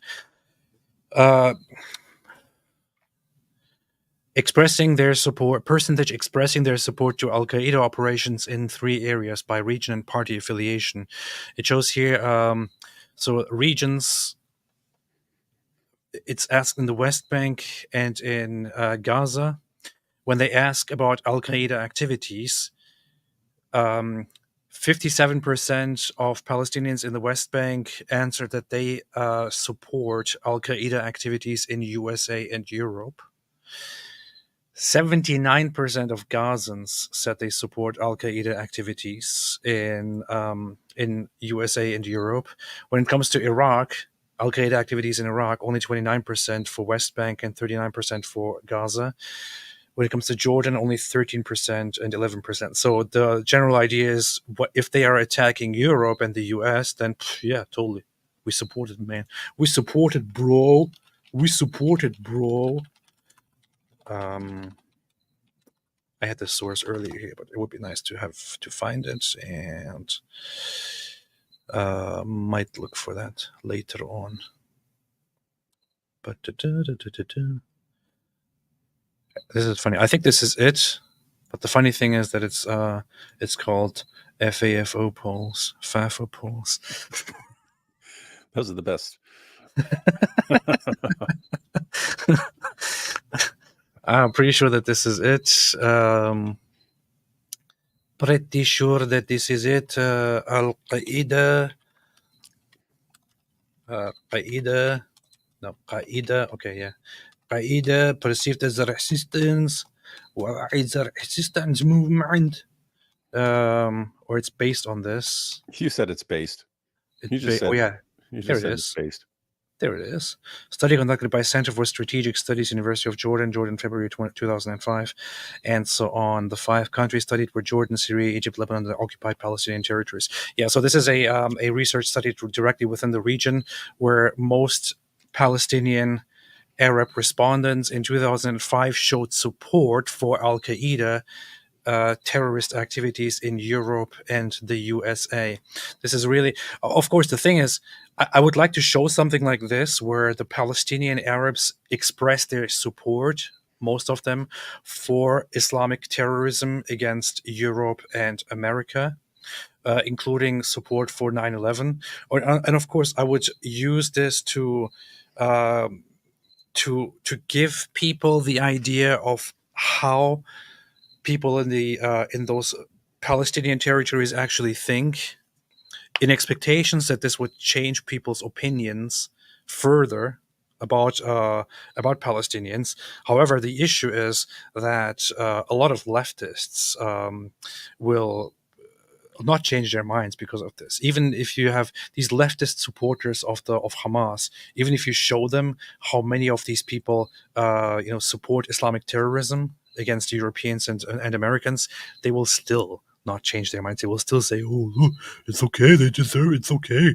It's because they're being oppressed, so it's justified," and so on.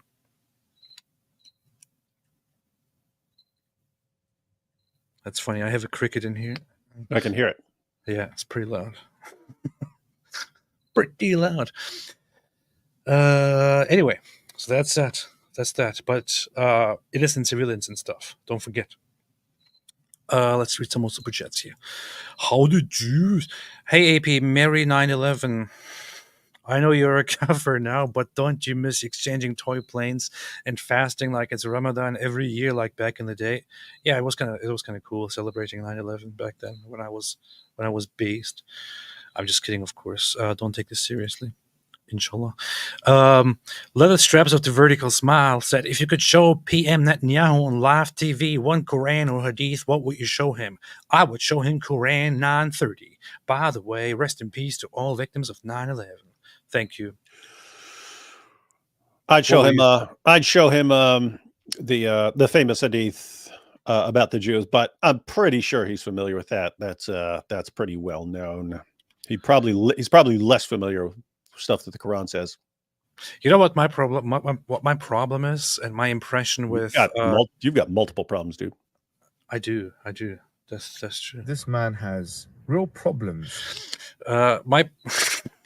My issue here, my issue would be, given the reactions that Israelis and the Israeli government and Israeli people give to things, if I showed the hadith about Muhammad prophesying the killing of Jews, if I showed that to Netanyahu, I suspect that he might give a response like, I don't believe that this is a true representation of Muslims and Islam in general, and something like that. I know many good Muslims, and there are many millions of them here in Israel, living peacefully. We even have Muslims serving on the IDF, so...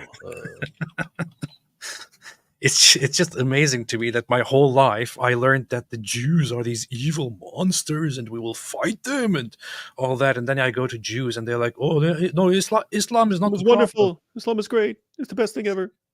And I don't know, man, what's wrong with you guys? Apu Baker, Alpaf Da. Oh yeah, but if I could show him one, it would probably be. I would show Quran chapter 98 verse 6 and 98 verse 7. It's a good one, 6. Good one there. Yeah. Some good ones in Surah 5 as well. Mm-hmm. Yeah. My wife said AP is building his Agenda 2030 cricket farm. This is true. That's what you're hearing there. You will hear many more crickets in the future on my live streams. That's part of the plan here. Apu Baker Al Puff Daddy, rest in peace, United Flight 93, who fought jihad in the skies. That was the one where they actually tried to overcome the terrorists, right? Yeah, that's one where they stormed the cockpit. Yeah. And the Muslims went in and crashed it. Yeah. Hu Jintao, a Jew cut birthday cake in Israel at the same time when the World Trade Center What? Tower. Whoa. I'm just asking questions before it becomes illegal. Nice one. Buddy Rabbit, I've always wanted to open a tropical drink cart like Dole's and call it the Aloha Snack Bar. I'd sell Boston coconut shots and a 2-for-1 margarita yard deal. Explosive deals in September and April. This is a very relevant comment, especially in relation to September 11th. Thank you for that. Aloha Snack Bar is a good idea, though. Yes. Ayatollah Khamenei, Kamala, I've seen the worst of crime. Yeah, Willie Brown's downstairs doesn't count, unfortunately, sweetheart. The funny thing is, when I was watching the debate, her closing statement, I heard the closing statement, and I had to immediately chuckle and think of things that people. You're not say. supposed to chuckle. You're supposed to cackle. I heard how she responded, and I immediately thought that I got a little bit of anxiety as soon as she started with her closing speech, and it was kind of weird because this is how she has anxiety. This is how she started. But let's see. This is how. Again, David Muir. Shut up, David. Yeah, and shut we up. can but we're not back. One that is Wait, what's Muir and Lindsay Davis. Welcome back tonight. The time has come for closing statements, and Vice President Harris, we begin with you. I think that guy's a machine. So I think you've heard tonight two very different visions for our country. One that is focused on the future, and the other that is focused on the past, and an attempt to take us backward. But we're not going back. And I do believe that the American people know we all have so much more in common than what separates us. And we can chart a new way forward. And a vision of that includes having a plan, understanding the aspirations, the dreams, the hopes. Wait, wasn't it the closing speech? I thought she started the closing speech with, I started my career as a prosecutor. Was that her intro? Maybe that was an intro. I don't know. Hey, did you ever see Napoleon Dynamite? Yes, a long time ago. It reminds me of Pedro. He's running for class president. Napoleon Dynamite says, just tell them if they vote for you, all their wildest dreams will come true. He gets up there. And I just want to say that if you vote for me, all your wildest dreams will come true. It sounds like every politician nowadays. Anyway, I got that wrong. Apparently, I thought it was the closing speech. Yes. Hey, if you're wrong about that, what else are you wrong about? What else? We see the Jews will stop paying you now because. Guys, did you talk about Mohammed Shahzeb Khan, who was recently arrested for plotting shooting a Jewish center in New York on anniversary of Hamas attack? Why would we talk about that when there's no way that any of that's true? Muslims love Jews, and Islam is a religion of peace. Department of Justice. Pakistani national charged for plotting terrorist attack in New York City in support of ISIS. September 6, 2024, 5 days ago. Mohammed Shahzeb Khan, also known as Shahzeb Jadun, attempted to enter the United States to carry out a mass shooting at a Jewish center in New York City. Huh. That might be something worth looking into. I didn't even hear about that. It's directly here on the page of the Department of Justice. Oh, a Pakistani. Shocker. Mohammed Shahzeb Khan, Jewish center. Mohammed, don't you have goats to copulate with? What's your problem, man? He'll be copulating a lot now in prison. Not with goats, though. No. Dylan said... with Big Bubba. The debate was... Bubba. The debate was 1 + 1 + 1 against 1. According to Muslims, do we have to say it was fair? That's funny. That's funny. Say not 3.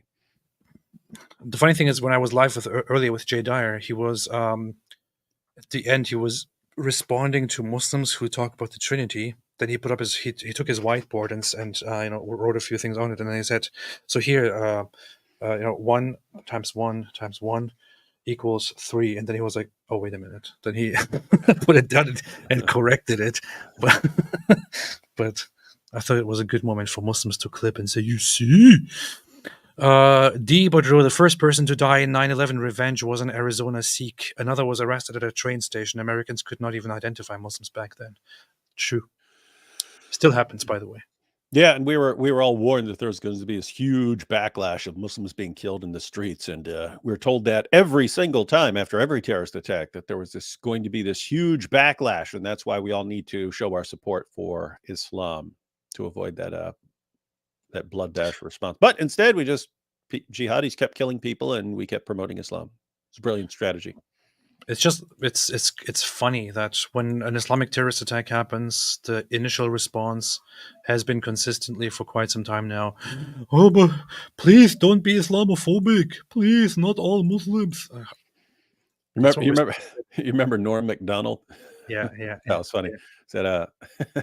He said, my biggest fear is what if ISIS gets in and actually launches a nuclear bomb and kills millions of people? Imagine the backlash against peaceful Muslims. Yeah.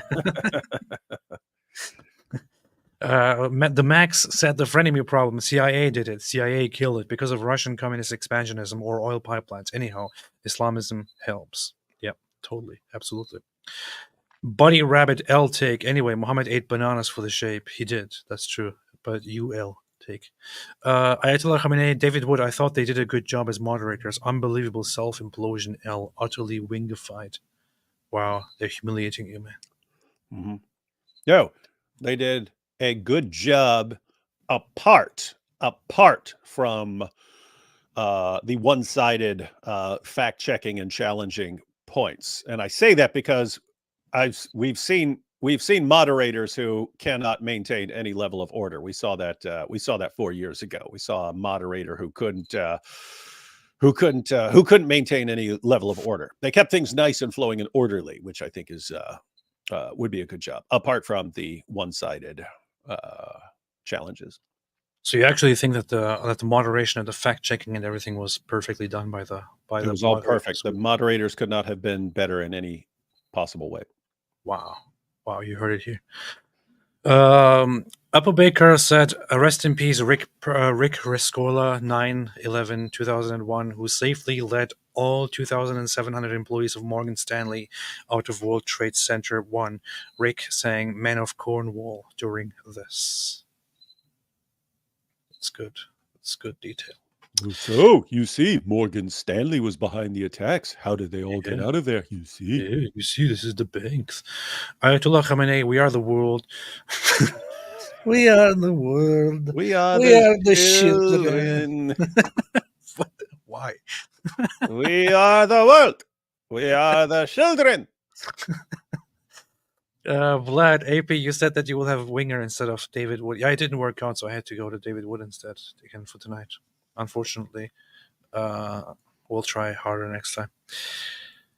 Goku says Winston Churchill killed millions in Bengal famine.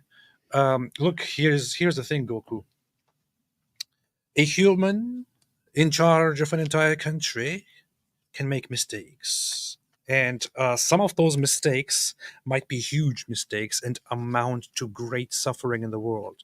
And yes, surely, Winston Churchill's decisions in respect to Bengal and the things that were going on there, reducing the aid and channeling actual,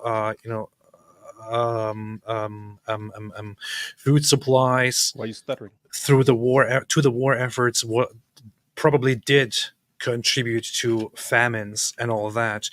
However, if you keep that in mind and therefore vilify Winston Churchill altogether, that just doesn't really sit right, because here is the issue. Humans are complex. One can do some really, really bad things. On the other hand, also do some really, really heroic things.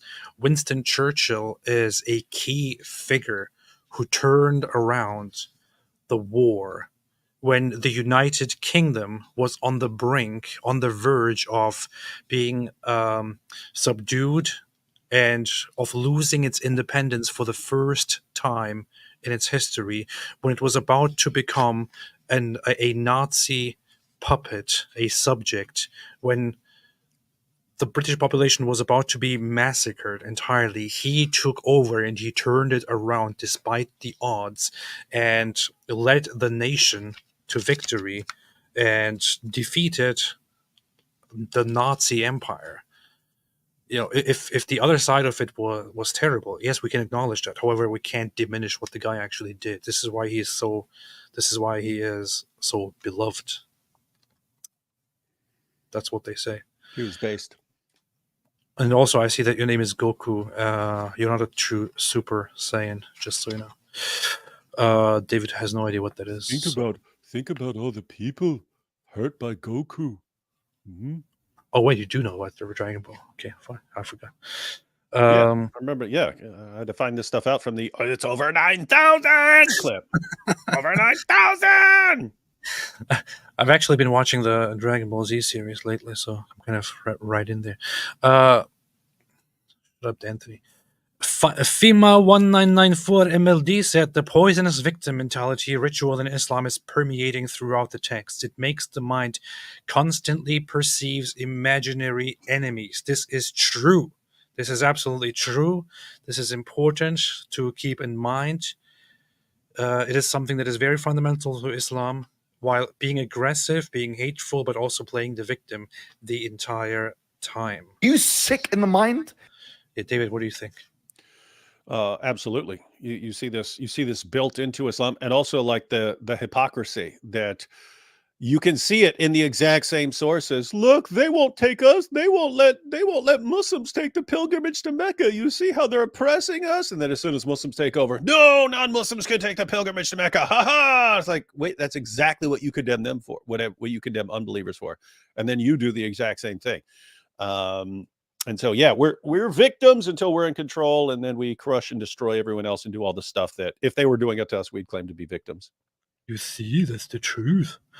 My wife said he makes me watch Dragon Ball Z. This is actually true. So this is true, and I don't regret anything. Don't regret anything at all. Alhamdulillah. Then there are people like Truth Hurts who say Churchill was as bad as Hitler. IMO. That's idiotic, but that's becoming a trend. People who are too stupid to know anything about history get all their information from TikTok, and then, Osama bin Laden was a good guy. Churchill, I mean, come on. It's the worst person ever, except for, he's tied with Hitler. Look, every time I kind of tell myself that I don't want to do this, and I don't want to respond to people like this. However, when I read something like this, it's just, I just want to call it stupid. I want to call the person who makes such a suggestion stupid. I don't want to be the person to say it, but this is just so incredibly dumb. Okay? This is so incredibly dumb. It is so stupid. As bad as Hitler? Are you kidding me? Pretty dumb. Hitler is the guy who directly orchestrated, planned for decades the complete removal of Jews, focused on that group, blamed them for everything, then actually carried out, under his leadership, the mass killing of Jews, putting them in concentration camps, supposedly deporting them and then having them killed, and so on. What did Churchill do? Oh, you are one of those India people. Okay, well, here's the thing: nobody cares about your opinion when it comes to the Second World War. So, hope you're fine. Hope you're happy with that. Alhamdulillah.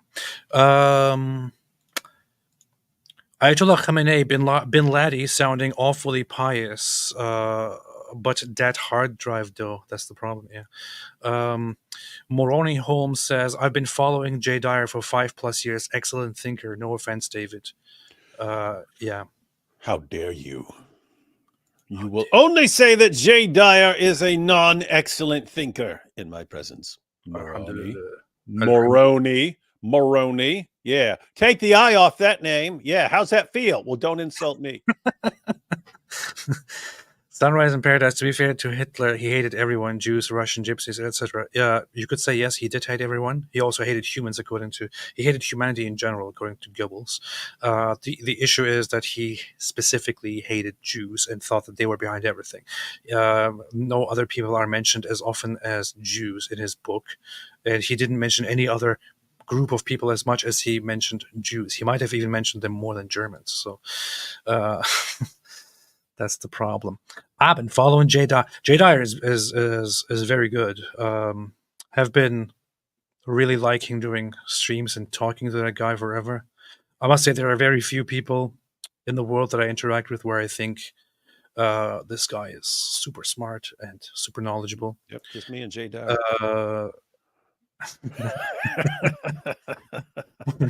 And I must say Jay Dyer is one of those people that I would think although I would consider myself intelligent and knowledgeable, I would say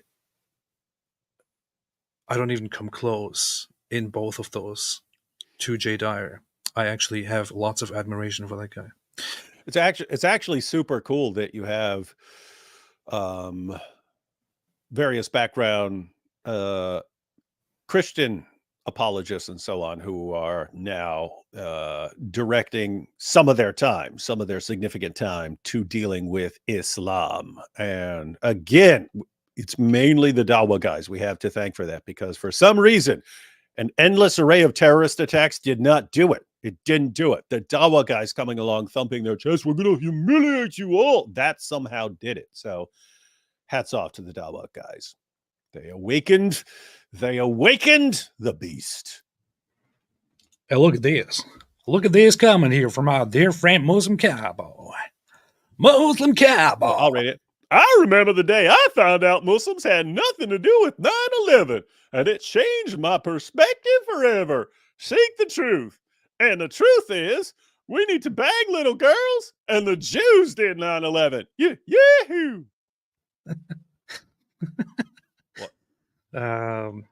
Muslim Cowboy, we already know that you're retarded. You don't have to point it out again, okay?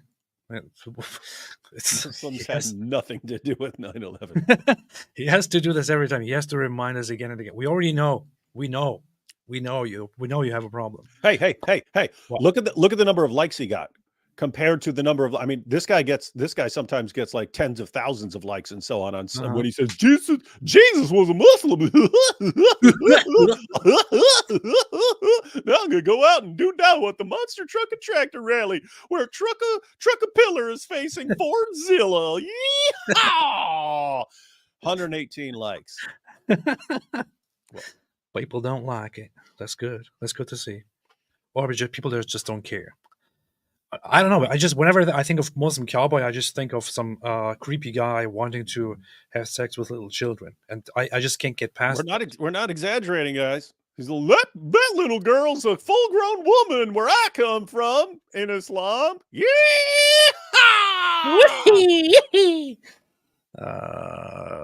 Scum. GoTop said here on GoTop, we have Muslim men hitting our twins all the time. Seriously, first off, number one, what's wrong with you, GoTop? Number two, how do you come up with these lines? You should be an advertisement or something. It's got to be AI, right? They have some sick, evil AI. There's some site out there called like Sick, Twisted, Evil AI, and you just say, "Hey, I want to really say the least appropriate things ever," and then it just starts giving. Hu Jintao, Muslim Jews don't want Muslim Iran to get nukes. Also, Muslim Jews are infiltrating Muslim migrants to nuclear powers, US, UK, France, to destabilize and Islamize these nations. None of it makes any sense, man. It's like the same thing you hear from the gropers and neo-Nazis and all that. And from them you would expect a little bit more reason, like a little bit more sense, a little bit more reason. But even they come with these whole stupid theories. It's the Jews are behind immigration. The Jews are trying to get all of these Muslim immigrants into the West. Really? So they want all of those people to come to those countries which the Jews are allied to, so that the Muslims then have all the power in the world, so that the Muslims can then go to their final ultimate goal, as Muhammad promised it, and eradicate the Jews. Does that really make sense? If so, then the Jews must be incredibly stupid. And that's not very consistent with your idea that the Jews are these evil geniuses. So, I don't know, man. Doesn't make any sense. Doesn't make any sense anymore. Plus, when you have these discussions with these idiots, they talk about, look at this, look at all those groups that push immigration in the West. Yes, the biggest religious group that pushes immigration in the West is actually Catholics. The biggest religious organizations that push immigration and open border policies in the West are Catholics, not Jews. So, are we saying that Catholics are behind everything? You see, Catholics are working with the Jews and the jihadis. The funny thing is also that the gropers pretend to be Catholics, right? It's like maybe this is the plan all along. Maybe they're trying to deflect. Maybe they're trying to distract us by talking about the Jews, so that we don't talk about the real problem, which is the Catholics. The real conspiracy. Man. Tim May made a super sticker. Thank you so much. Appreciate it very, very, very muchos. Buddy Rabbit said Muhammad also ate bananas for the shape. That's true. That Muhammad too, yes. D, what's up, D? Did you see that 2 different Pakistanis were arrested in the last week for plotting terror attacks in the U.S., one in Canada and the other linked to Iran? Is that different? Is that different from the synagogue one that we saw? Maybe, I don't know. Should send me details of those. Would like to check it out. But somebody already pointed out, Pastor Prime said it's the Irish. The Irish are actually in control of America and the West in general, so that's who is in charge. Jews talk is just a big distraction. Edward Nestorenko, Mike Winger was there on 9/11. I'm just asking questions. Why is no one else? Why is it forbidden to ask questions? Why wouldn't they allow you to ask about Mike Winger and 9/11? See, and notice the media isn't talking about this. Why? Because Mike Winger controls the media. That's what they do. Urinating upon one another. That's what they do. Lila Square, does Islam have a single real martyr? Someone murdered solely due to the profession of their faith, or just those killed in their own act of violence? This is the funny difference that I was kind of...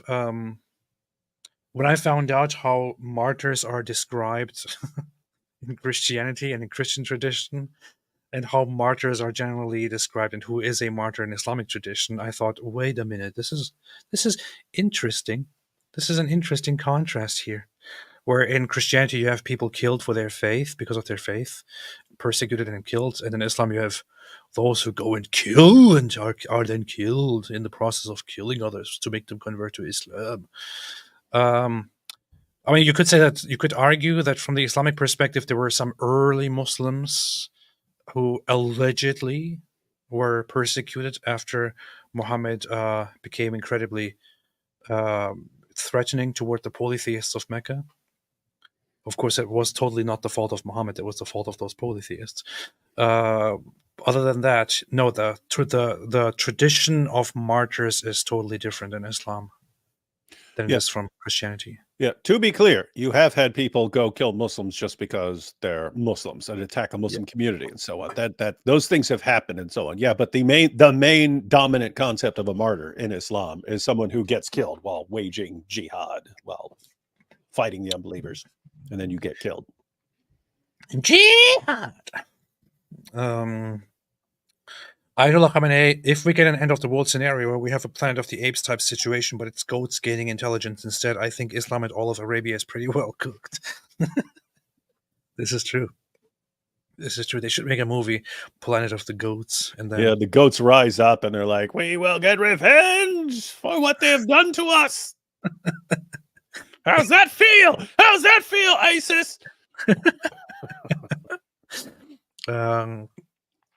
Somebody said ISIS sounds like a very feminine name. The funny thing is, when ISIS started emerging and becoming a problem with the terrorist attacks, I was kind of I was disappointed for... Not because people were dying. I don't care about that. Hey, AP, what do you think about ISIS rising up and making all these female sex slaves and slaughtering all these people and stuff? How do you feel about this? I was disappointed. The more I hear about that ISIS, the more I don't care for them. Well, the thing is, I was more disappointed not because of the killing. That's not something that I really like. I don't care about that.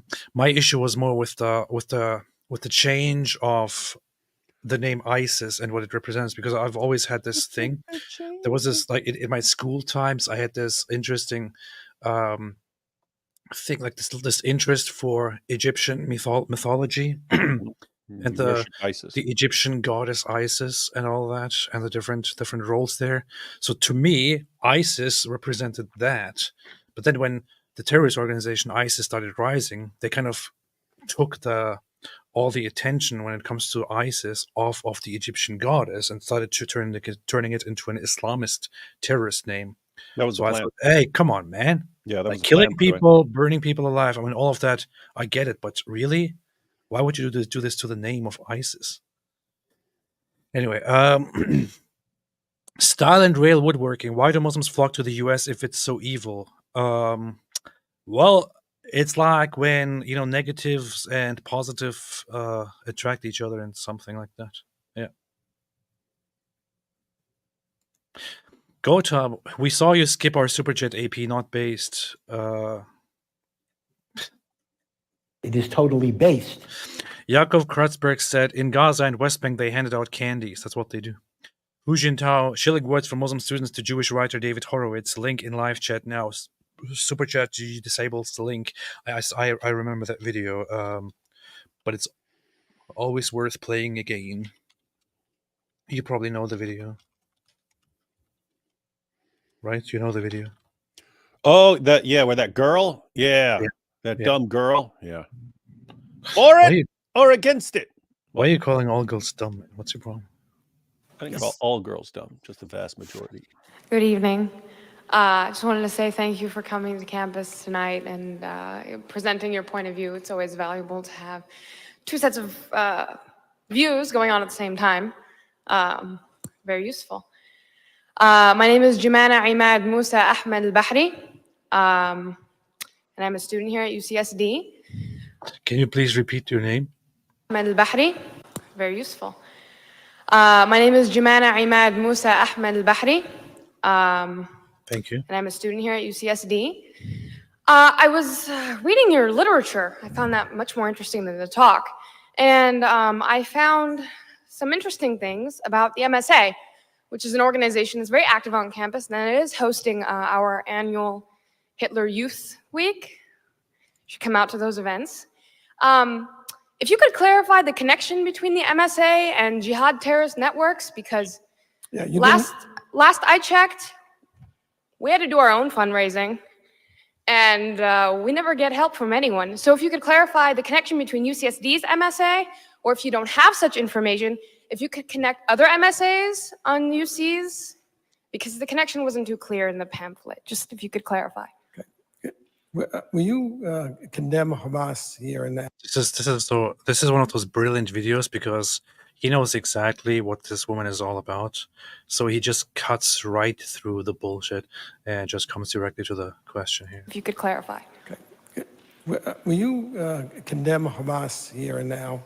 I'm sorry, what? Will you condemn Hamas? Would I condemn Hamas? As a terrorist genocidal organization? Are you asking me to put myself on a cross? So you won't. I actually have had this experience many times. You didn't read the pamphlet. Who was put on a cross? What are you alluding to? Yeah. And she will clarify now. In verse. The main connection is that the MSA is part of the Muslim Brotherhood network as revealed in the documents. I don't think you understood what I meant by that. I meant if I say something, I'm sure that I will be arrested for reasons of Homeland Security. So if you could please just answer my question. If you condemn Hamas, Homeland Security will arrest you. If I support Hamas, because your question forces me to condemn Hamas. If I support Hamas, I look really bad. If you don't condemn Hamas, obviously you support it. Case closed. I have had this experience. I had this experience at UC Santa Barbara where there were 50 members of the Muslim Students Association sitting right in the rows there. And throughout my hour talk, I kept asking them, will you condemn Hezbollah and Hamas? And none of them would. And then when the question period came, the president of the Muslim Students Association was the first person to ask questions. And I said, before you start, will you condemn Hezbollah? And he said, well, that question is too complicated for a yes-no answer.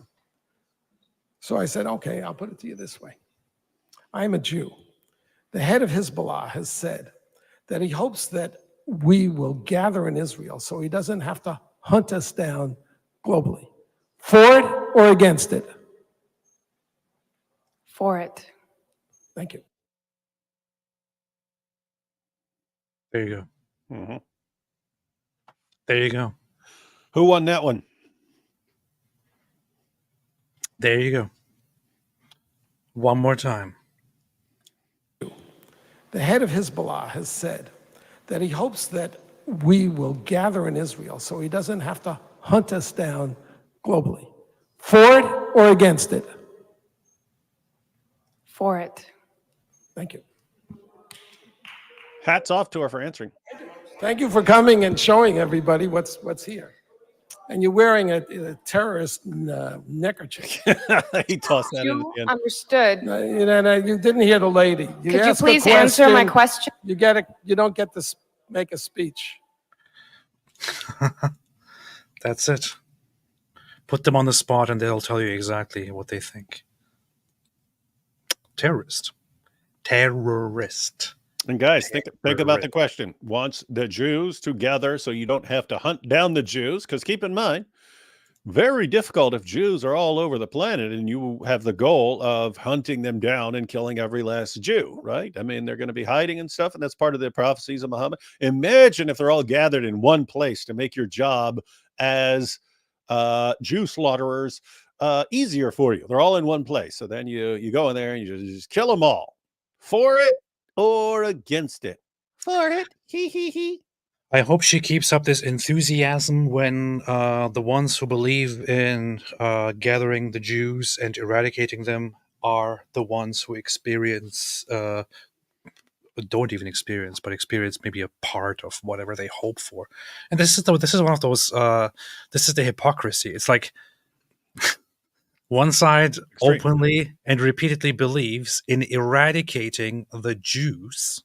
Right, the Islamic side believes openly and propagates eradicating the Jews. This is actually why we have this entire conflict. However, the Israeli side or the Jewish side cannot respond to this by, defending itself and saying, no, if it's an extermination war, then you will not do this to us. We will do it to you. That's not even thinkable. Israel is not even the Jews are not even supposed to retaliate or even fight back when the other side wants to exterminate them, let alone saying, if you want to exterminate us, we will exterminate you. It would be only logical if somebody wants to kill me and insists on killing me, it would be completely logical that I, in self-defense, kill them before they can kill me. Right? If we are in this fight, Israel is not allowed to do that. If Israel can't even think about doing that, it would be considered unthinkable, genocidal, horrible, bad. This is what Jews are suspected to. This is what Jews are subjected to, and which is one of the many reasons why when people talk to me about the Jews or Israel or this and this hypocrisy, I just want to tell people to shut up, and shut up. Israel is not even doing a tenth of what they should be doing in response to the extermination war that they have been waging against Israel. And not only that, not only can Jews not respond to that sort of thing, if anyone points it out and has a problem with it, you're instantly accused of being an Islamophobe. And now you have governments, Western governments across the board saying, how do we crack down on anyone who has a problem with this? We need entire government agencies in charge of dealing with and combating Islamophobia, where Islamophobia is anyone who has a problem with child marriage or slaughtering unbelievers in the name of Allah or calling for the extermination of Jews or the subjugation of Christians and so on. Wild stuff. Absolutely wild stuff. We need the Dawah guys to really amp up their efforts to get even more people responding to Islam. Absolutely wild. Absolutely. I should have a hadith of the day thing. Hadith of the day post that I should always have up here when we are live. On the side when we're talking about regular things, that's what we should be looking at. I was thinking earlier of putting up the hadith about Jews and the garget tree. However, I thought there are better options. For today, I want to put up one that would be one of the food miracles of Islam. The food miracles of Islam. Also related to our topic. Let's see, where is that? Oh yeah, right here. Got it. Inshallah. Alhamdulillah. Let's put this up. It's one of the food miracles that I just want to have on screen so that people can be educated while we talk about regular things. The Prophet said, were it not for the children of Israel, meat would not decay. Were it not for Eve, no woman would ever betray her husband. These are very, very wise words by Muhammad. Alhamdulillah. Good point. He was so wise, so wonderful. And little side note there, because this is one of the passages, like Muslims will complain about the Christian doctrine of original sin, where decisions can affect the nature of people down through history. It's weird to object to it, because if your objection is to the idea that human beings have a built-in inclination to sin, I don't know of much there is where you have more empirical evidence of something being true than that. But the other issue is, you find this all over the place in the Muslim sources. Were it not for Eve, no woman would ever betray her husband. What is that saying? Because of what Eve did, women had an inclination to betray their husbands. Alhamdulillah. And if she hadn't done it, then it wouldn't exist. What's that mean? It means the inclination goes back to her. You have it in Islam. Powerful words. Powerful stuff. Powerful stuff. MMA ring, David Wood versus Mojab. David Wood has speed and experience, inshallah. Mojab has a glass jaw as well. That one Jewish girl, hey, what's up with that one Jewish girl? Yo, AP, me and EA mighty collab soon, inshallah. What is EA? Egyptian atheist, man. Where you been? You talk about 24 hours a day. Oh, that's good. Egyptian atheist has been a long-term friend. He's been very, very based. So, yeah. Eunuch Petsu, seriously, 9/11 was a result of USA's over sinning. Yeah. Ayatollah Khamenei, AP, are you making them cricket noises, bro? Yeah, that's actually me. I'm doing them with my hands. That was the beginning of Dr. Breen's speech from the beginning of Half-Life 2. He sold out humanity to the Combine, basically. Oh my God, I forgot about that. That was like centuries ago. Tazbot, still people don't want to hear the truth, so ingrained. PS, is Chicago a good place to live? Trying to leave UK. No, it's not. Rock the Tazbot. What? Chicago is not a good place to live unless you have the means and the means to live in a good place in Chicago, in a suburb of Chicago. It's basically like London. It's basically like London, and that there are places that are like disastrous war zones, and other places that are really expensive to live in. And if you can live in one of those, then you're okay.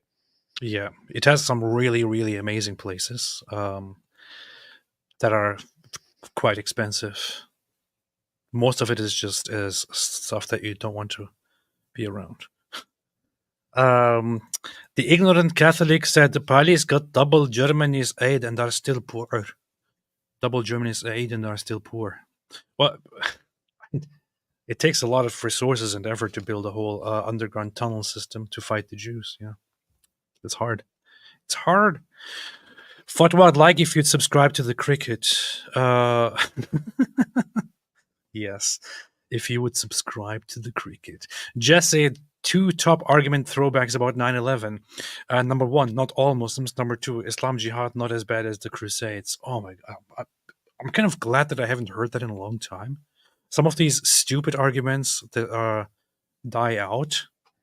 I remember hearing dumb stuff like that. Like, what about the Crusades? Much more in the past than today. I haven't heard that really seriously in a long time. Those are good throwback ones. Yeah. What about the Crusades? The Crusades were based, man. Go Tribbers, oh, Jiminy Cricket. Yeah. David probably thinks, no, Crusades were bad. Sid Dave, why are Jewish people not demanding access to Kaaba since Abraham went there? Somehow Christians and Jews don't seem to give a damn about the Kaaba. Yeah, that's weird. Because he didn't actually go there, but there was a funny thing. There was a video by this one Jewish guy who, I don't think he's actually a rabbi, but he was he's a very extreme guy who has like one or two supporters who thinks that Islam is the biggest problem. And although I agree with much of that, the guy was a little bit extreme. But he had this whole attitude, and he has a video from a long time ago where he says that we can actually find support for the idea that Abraham did go down to Kaaba and to Mecca, and he did build the Kaaba, which would mean that it is ultimately, or that it's actually our ancestry that goes back to that land, which is why I suggested we should go and take it over. He was making that suggestion, but the guy is a little bit crazy and a little bit extreme. The funny thing is that Muslims, not seeing what the guy is doing, have been occasionally posting that clip to say, look at this, look at what Jews think, look at the Jews' plans. It's the proof. It's so dumb, man. Abraham has no connection to Mecca at all. Nothing at all. That's an Islamic invention. I still remember when we reviewed that clip, and they were trying to argue that that one Muslim Dawa guy, he was arguing, oh, but remember, the Bible says that David had to flee from Saul. Where do you think he went? Mecca. Mecca. That's where David went. It's in there. You know exactly where David went to hide from Saul. But it was the idea that he goes all the way. David, I got to run from this guy. Let me run all the way down here. And then also when they were claiming that that various Bible verses are talking about going down there, or that Seir actually refers to a hill in Medina and not to the Mount Seir that everyone else is familiar with. And so when it was, Mount Paran, they said Mount Paran refers to actually down there, and not to the Mount Paran that everyone else is familiar with. And you put it on a map, remember? So yeah. And it says they fled to Egypt by going past Paran. You put out how insane it would be to go all the way down to all the way down into Arabia to go over to Egypt. Anyway, I remember that live stream. That was very nice. That was fun. That was That was good times. That was when I crashed the party at Hamza's den and talked to them about the Kaaba, and they really got mad at me and kicked me. That was pretty smart. Pretty smart move from them. Rock the Kaaba. Rock the Kaaba. AP, do you agree with the fact that most ex-Muslims were actually good Muslims? I don't know. I can't make any judgment on that. Not sure. I do not know. Depends on who we're talking about. Can't say nothing.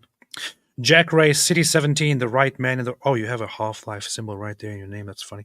The right man in the wrong place can make all the differences in the world. For AP, Half-Life 2, the nerd knows, though. Yeah. I was never a big player of those things. Noel made a super chat. Thank you so much. Netanyahu should challenge Paleth that a Paleh state will be created once a Paleh wins a Nobel Prize in any science-related field. End of the conflict. That's a good challenge.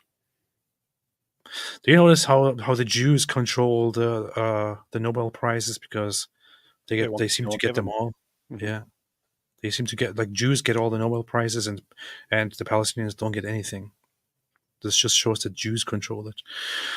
Wallahi, I am saying, said David, aren't Jews colonizers according to Bible?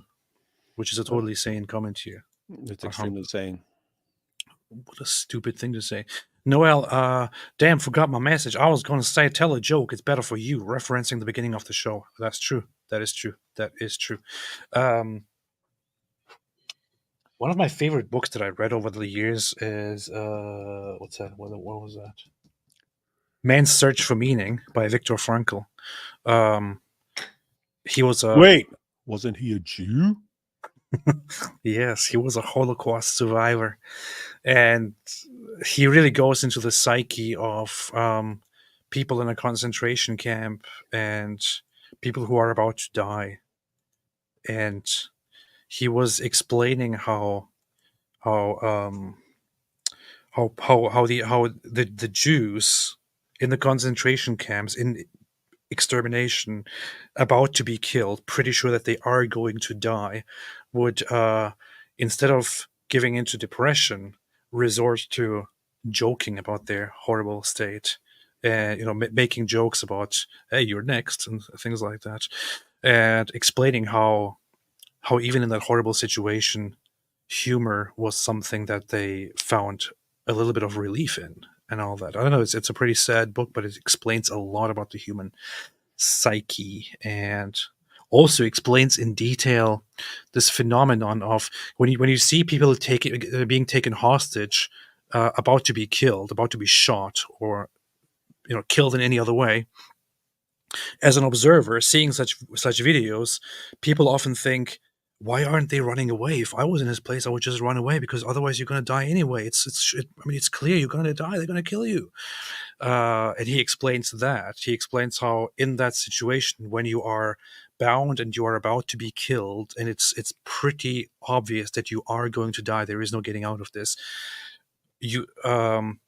A coping mechanism gives you the idea that you could still somehow get away, that your mind just doesn't want to accept that you are actually dying, and that something would happen and they would let you go, that this wouldn't be your final moment. So just sitting there and waiting for something good to happen seems to be the better option in your brain than trying to run away and then risking certain death and all that.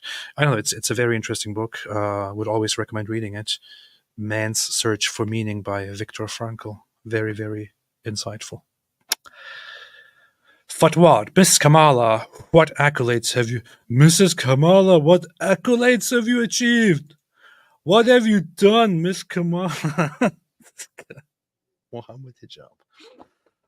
Ayatollah Khamenei, bro, why is Kamala's throat and neck muscles so pronounced?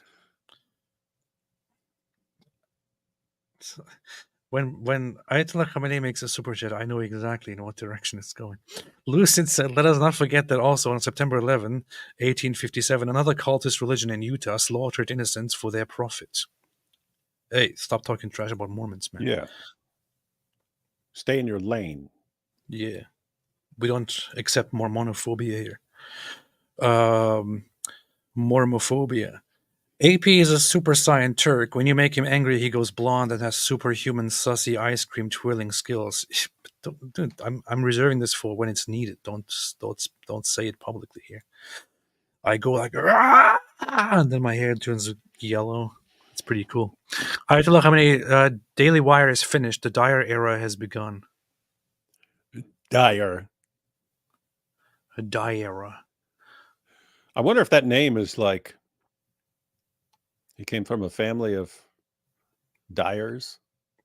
Like they dye things. They dye fabrics or something like that. Or people who die. Just, It's spelled different. Turkish. But they didn't know how to spell. Know how to spell. Oh yeah, bad spelling. People who die. Anyway. Eunuch Petsu, Kamala's voice makes me to go to my wife in Dolt per Momo. Yeah, that's what they do. Jewish Tate says Hitler's worst fact check true. Alhamdulillah. There are some really disturbing news about Andrew Tate that. Yeah, you saw it got pointed out that Tate News is now. I thought Tate News was like one of their buddies controlling that and stuff, and even that's posting some messed up stuff, saying we can't even post. Matter of fact, they said we can't even post the transcript of some of the discussions about that are being used in court for the Tate having sex with a 15-year-old girl. They said they can't even post it. It's so bad they would get banned. That's crazy. I opened my Twitter and I see this by Awesome Jew. Listen up, Jews. My wife left me. This is so stupid. I saw that he did actually, Lucas Gage, he did actually make a video in which he was talking in a very bitter way about how things have gone downhill for him and his wife did leave him. Wait, who? Lucas Gage? Lucas Gage. Yeah. Oh, that's Lucas Gage? Yeah. Oh, okay. I didn't get the joke. I didn't get the joke because I didn't know what he looked like. Yeah. His wife left him probably because he was crazy and all that. I don't know. Sad guy. Sad It was guy. funny just as a picture, just as a meme. It was funny, but now that's different. Knowing that, what's that about? I got stuck on the road once, and Jay Dyer changed my tires and paid for my child's college tuition. What a stand-up guy! Wow, that happened to me too. That's interesting. Everyone needs a Jay Dyer. See? Yeah. Little do you know, Ayatollah, Mike Winger's the one who slashed your tires. Whoa. I didn't know that. That's interesting. Probably mine too. Hujin Tao, AP, hey, what is you India people? I'm Indian too. 2.5 million Indians fought alongside UK against Nazis. You think your opinion doesn't matter? You think our opinion doesn't matter? I know. I know. I'm just saying, Yeah. when people come into this whole thing like, oh, Churchill bad because of a famine, you know, it sounds quite inappropriate, and I understand where you're coming from, but trying to then diminish everything about Winston Churchill and saying, "Oh, why don't you talk about the famine?" Yeah, It's just it doesn't sit with if it weren't for Churchill, then the UK would all be speaking German right now. They would all be speaking German right now. With that said, if you say I don't like Winston Churchill because of these messed up things that he did, you're not going to hear a peep out of me. It's when you're he's basically the same as Hitler. That's a different because that's stupid. That's stupid, right? So in other words, when you're talking about stuff like that, you could talk about like the U.S. Look at what the U.S. did and all the people who starved in Iraq and so on. You could say that's messed up.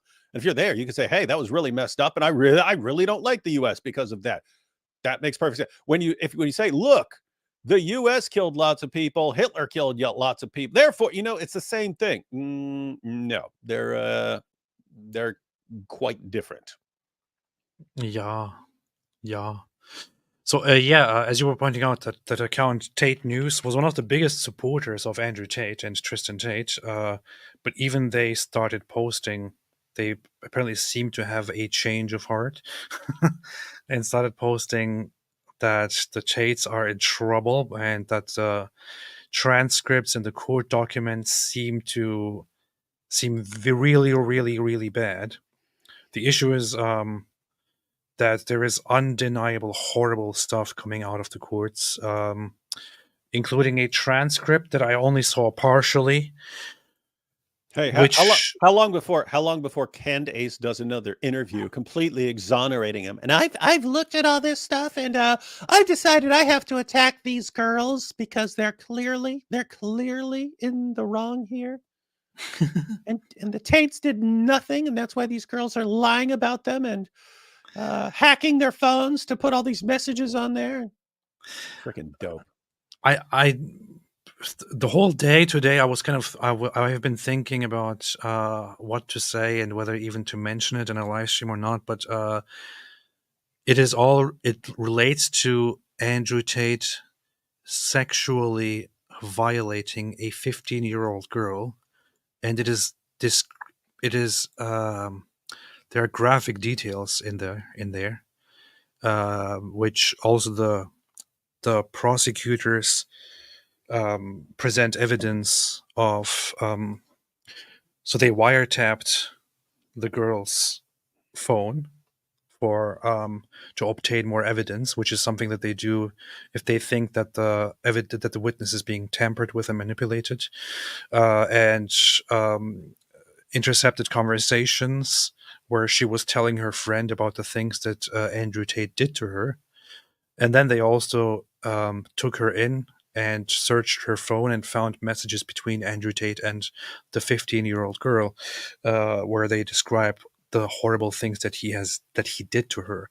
And it makes me sick, but I can't possibly sit down here and explain in detail what the court records actually say. I'm not sure how to deal with that.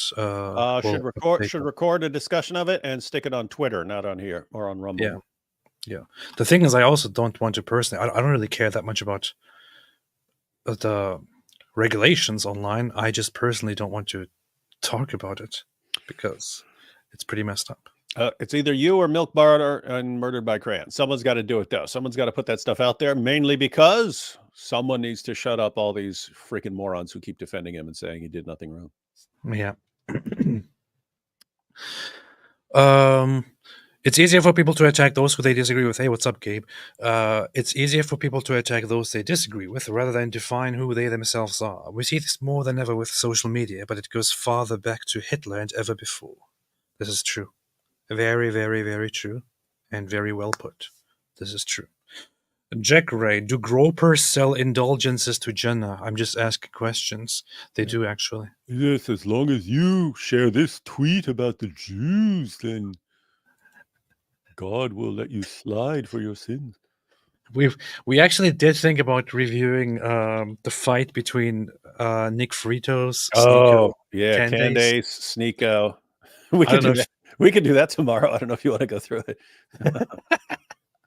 It might be fun because I was thinking, there are all these Dawa videos that I want to respond to, but then there's like all this this is like hilarious. Their discussion. Forget about the Dawa videos. You're gonna travel, do some debate. We should use this opportunity to go through something really fun. And I think that the whole topic, especially Nick Fritos' response to Sneeko and Sneeko's reaction to it is you want me to get that ready for tomorrow and go through that stuff? Yes. I laughed out loud when I was watching Fritos' response. It's oh boy, it's good.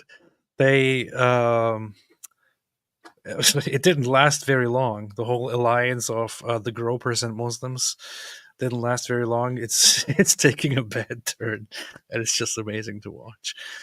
Freaking idiots. By the way, David, I don't use AI for the jokes. All me, baby. Testbot, as a Catholic, I can confirm we are in control. I knew it. You have it. Sid Dave, history was vindicated that the polytheists who opposed Mo were absolutely right in their assessment of Mo, tragedy for humanity that they lost. Alhamdulillah. Sid Dave, will we ever see a live-action Mo movie? Would love to see a Mo movie showing relationship with Aisha. Are you sick in the mind? Are you sick in the mind? Yeah, I was all with you, and I was all with you on Muhammad movie. I thought for years about doing like a Lego stop motion or a claymation version. And then we could just do all the voices and stuff like that. But now you're talking about watching Muhammad bang Aisha on film and stuff. And that's just some creepy stuff. That's CP, by which I don't mean Christian Prince. Can't do that. No, I'll never be able to see CP without thinking. I was like, what's he mean CP? Oh, I get it. Uh-oh. Oh, boy. The Jingoistic Pig said, can we finally do the Robin Williams jihad video? Yes. I don't know what you mean, but yes. Oh, there's that video where I haven't seen it for a long time, but yeah, we could watch it one day. Let's see.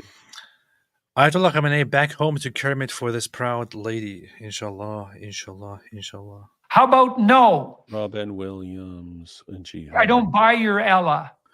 Ayatollah Khamenei, we have to free Palestine, Kermit.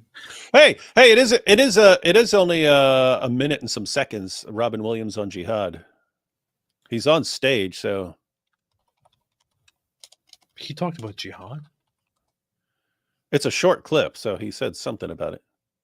That's weird. You type in Robin Williams jihad, a minute and 55-second clip pops up. That's quite funny. Well, isn't he dead? Yes, he is.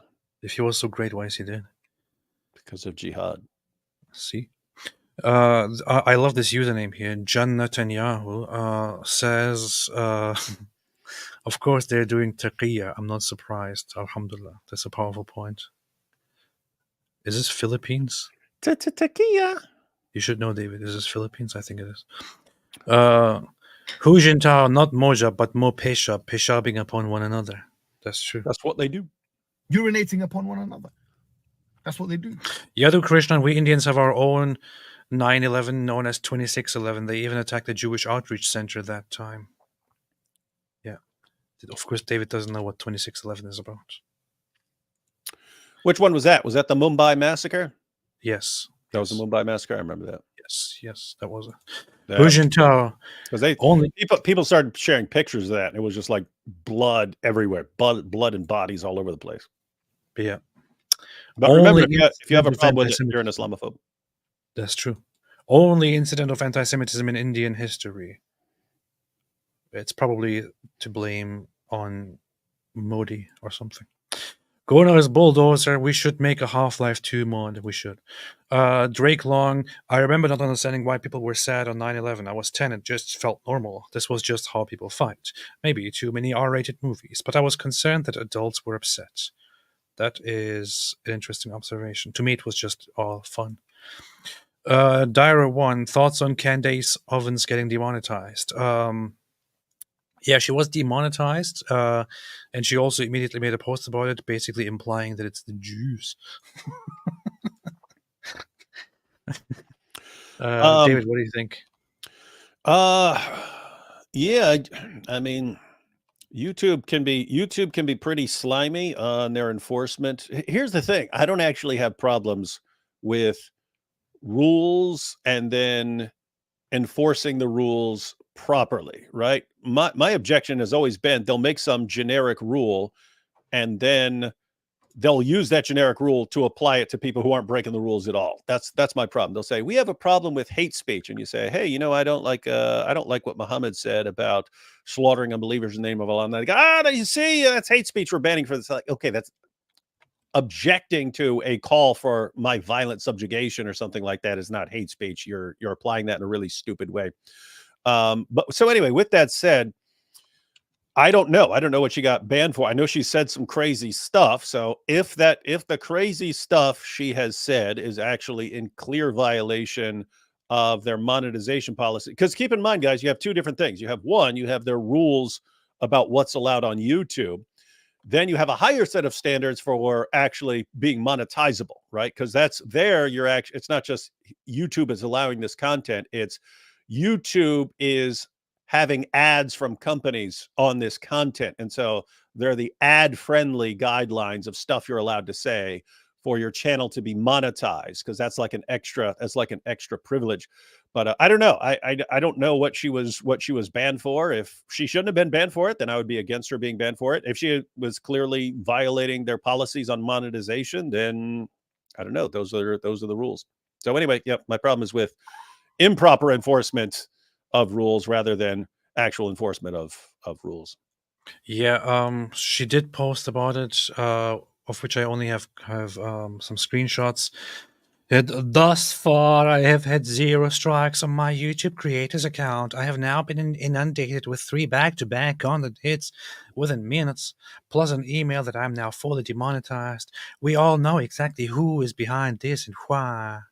And that's the other thing, right? Like, I used to have tons of stuff get flagged and banned, and then I would have to go through the appeals process and then argue and stuff and get their stuff restored.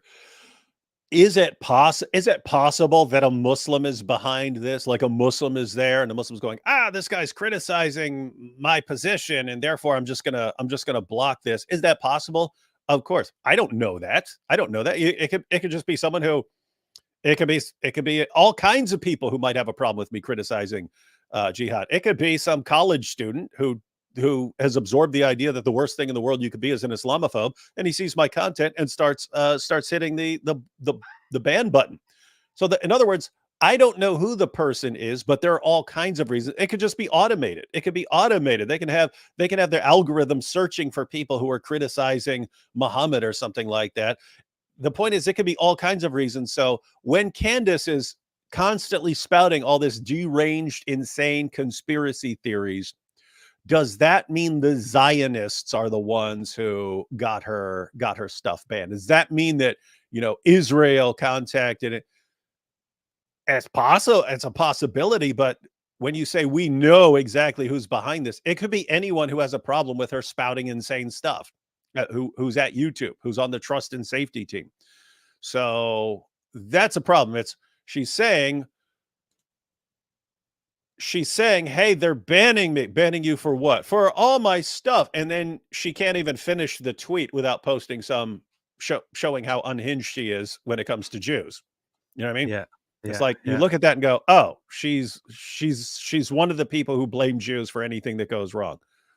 Okay. I kind of see why. I don't know what you got banned for, but I can kind of see where this is going. It was, I think the primary reason was her interview with Kanye West. Oh, yeah. Which I didn't watch. I haven't personally seen it. Maybe I should have a look into it, at least look through the transcript of it. Apparently it was in part pretty unhinged. But so that's the first thing that YouTube took down. And then they further banned a few other things, and then they demonetized her. And demonetization here means you can no longer make money through advertisements. That's it, or super chats. And well, those three. She said 3 strikes, though, right? Yeah. Okay, so she will have an opportunity, because I've had 3 strikes before at the same time. And you still, as your channel's still up, you can't post, but your channel is still up as you go through the appeals process. Unfortunately, I won the appeals on all 3 of the strikes. But so, yeah, right now she's able to appeal those strikes, and you'll have to see how that goes. But yeah, I mean, if she just got a strike just because she interviewed Kanye and they just hit the ban button, I would have a problem with that. If her interview with Kanye is actually violating clear policies and so on, that's a different story. So anyway, I don't know whether I would agree with the demonetization or the blocked content or not, because at the end of the day, it doesn't matter if I agree with you or not. If you're not violating, if you're not actually violating the policies and they're just coming after you, then I'm not a fan of that. I mean, here was the issue. You can't do this here and then pretend that you're just a victim here. But then you move on to the experimentation. Yes, of course, that's been embedded into our minds. The Nazis experimented on innocent people. Candace, come on, that's the difference. They experimented on twins. I mean, some of the stories, by the way, sound completely absurd. I mean, like the idea that they just like cut a human up and then sewed them back together. Why would you do that? Literally, even if you're the most evil person in the world, that's a tremendous waste of time and supplies. Just slice a person in half and sew them together.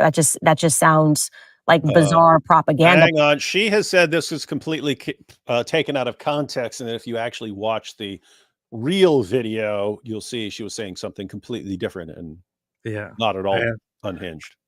Let's just go with it. Let's say that that's actually true. Absolutely, I am not a Holocaust denier. This is, again, another fabrication based off of a monologue that I did in which I was putting pressure on the American government to explain why it is a fact that we learned all of these things about the horrific things that Nazi scientists did. And to be clear, Piers, I did not even mention Joseph Mengelé's name in this. So stupid. The experiment she's referring to was done by Joseph Mengele. I didn't use his name. Yeah. I talked about what he did, and everyone who knows the background knows exactly what that's about, but I didn't use his name, so come on, Piers. The thing is, I can't tell here if she's being dishonest or if she's just genuinely ignorant, because this is Candace Owens we're talking about. She genuinely might not have known that it's Mengele who was in charge of those experiments, because she's just a complete idiot who says whatever she wants without learning anything. But on the other hand, she's also dishonest. She's a liar, so I'm not sure what to say. Yeah, I think she's lying. We've just seen that over and over, where people say the deranged stuff and then they get called out for it. And in context, I was saying something completely benevolent and so on. By the way, little side note, I looked her up on Social Blade. For the last 30 days, she's gotten 38 million views on YouTube, and that's down 42%. So she's getting 50 to 60 million views per month. As far as estimated monthly earnings, they give the super low estimate. And if most of your stuff is not monetized, I have no idea what percentage of her stuff was monetized.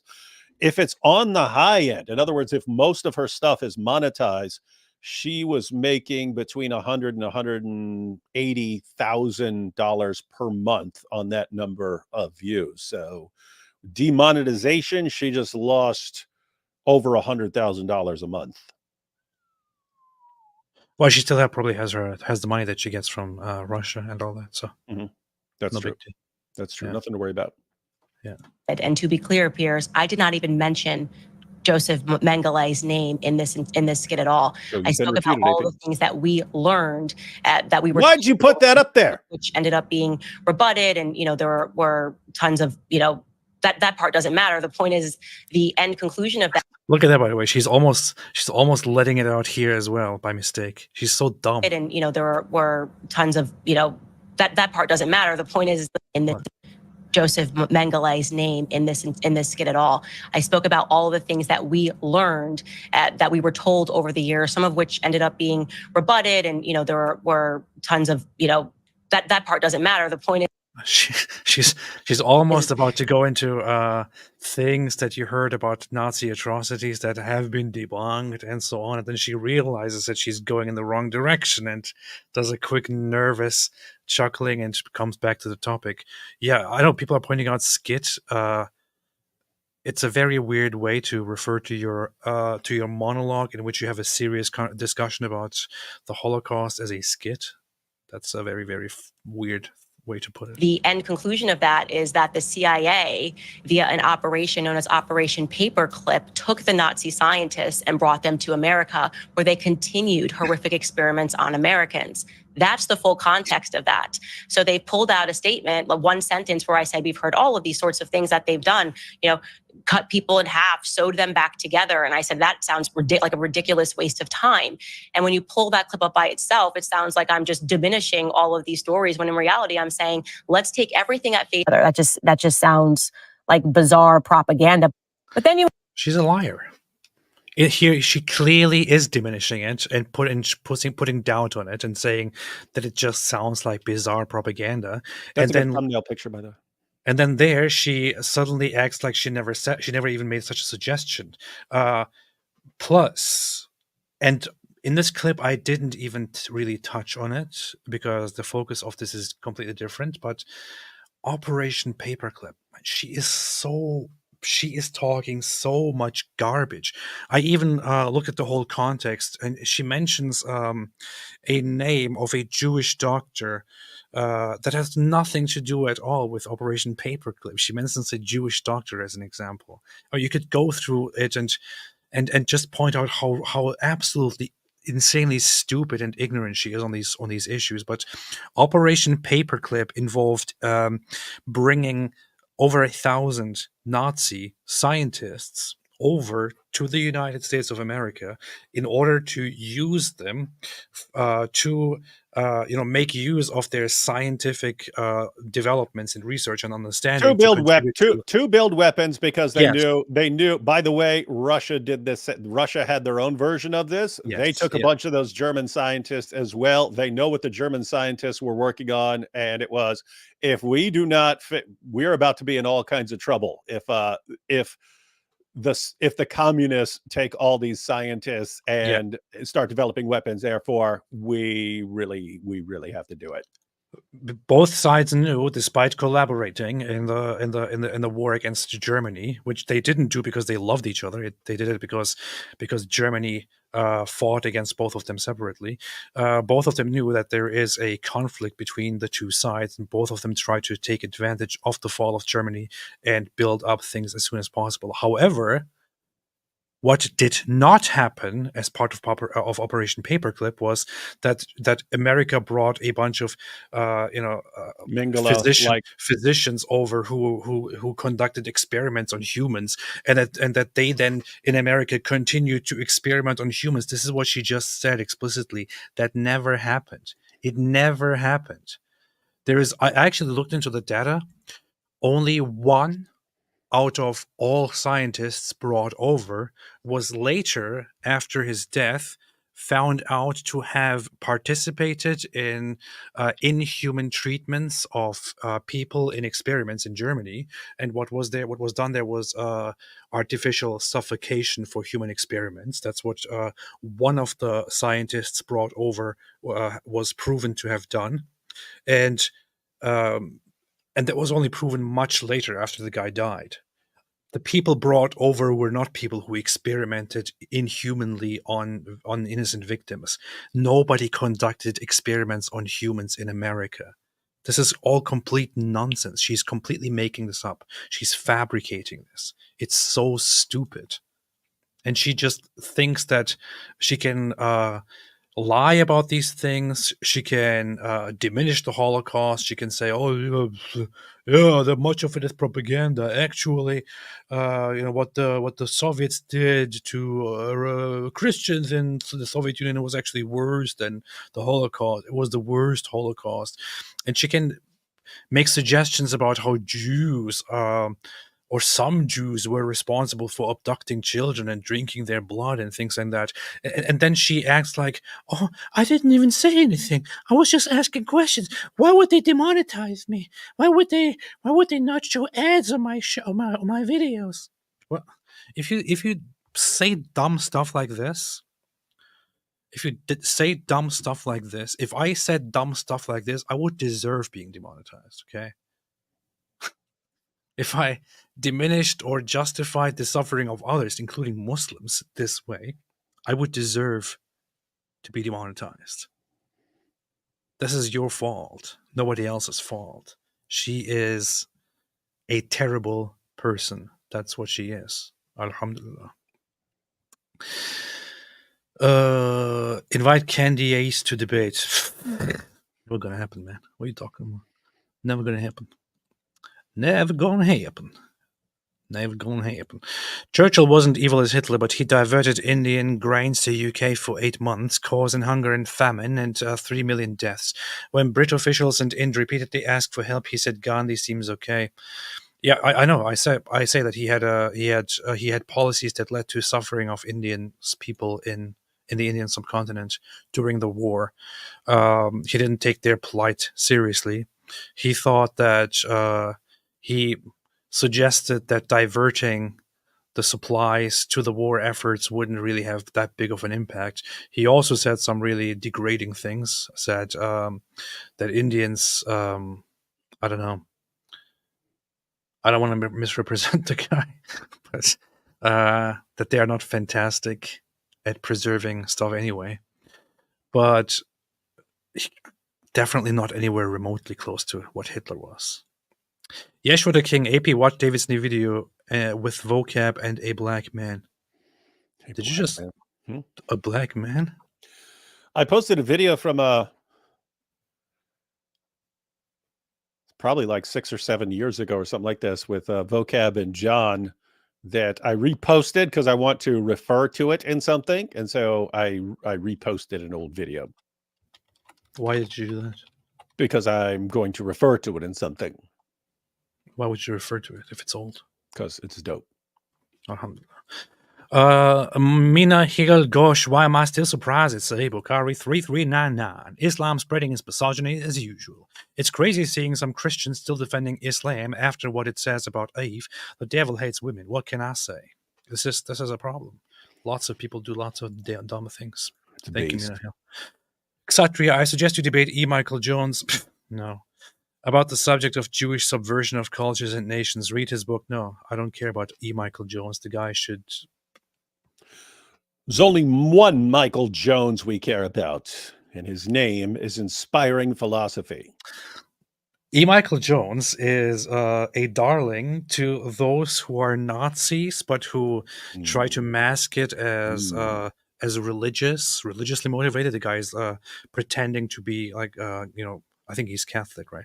He's pretending to be just presenting a very religious Catholic point of view. Obviously, nothing to do with actual Catholics. The guy said things in the past, such as that Jews repeatedly ask and thereby deserve the genocides and the pogroms against them. He diminished the Holocaust and said that it's vastly exaggerated, is basically denying it while also partially justifying it. Here's the thing. The only person that I could have a discussion with, that I would have a discussion with on the Holocaust, for example, would be Nick Fritos, simply for the fact that he has a big audience, okay? Otherwise, This is a topic that is so stupid to debate. It's like having a debate about the shape of the earth. I would not sit down and have a debate with somebody who actually argues that the earth is flat. It is a stupid debate to have.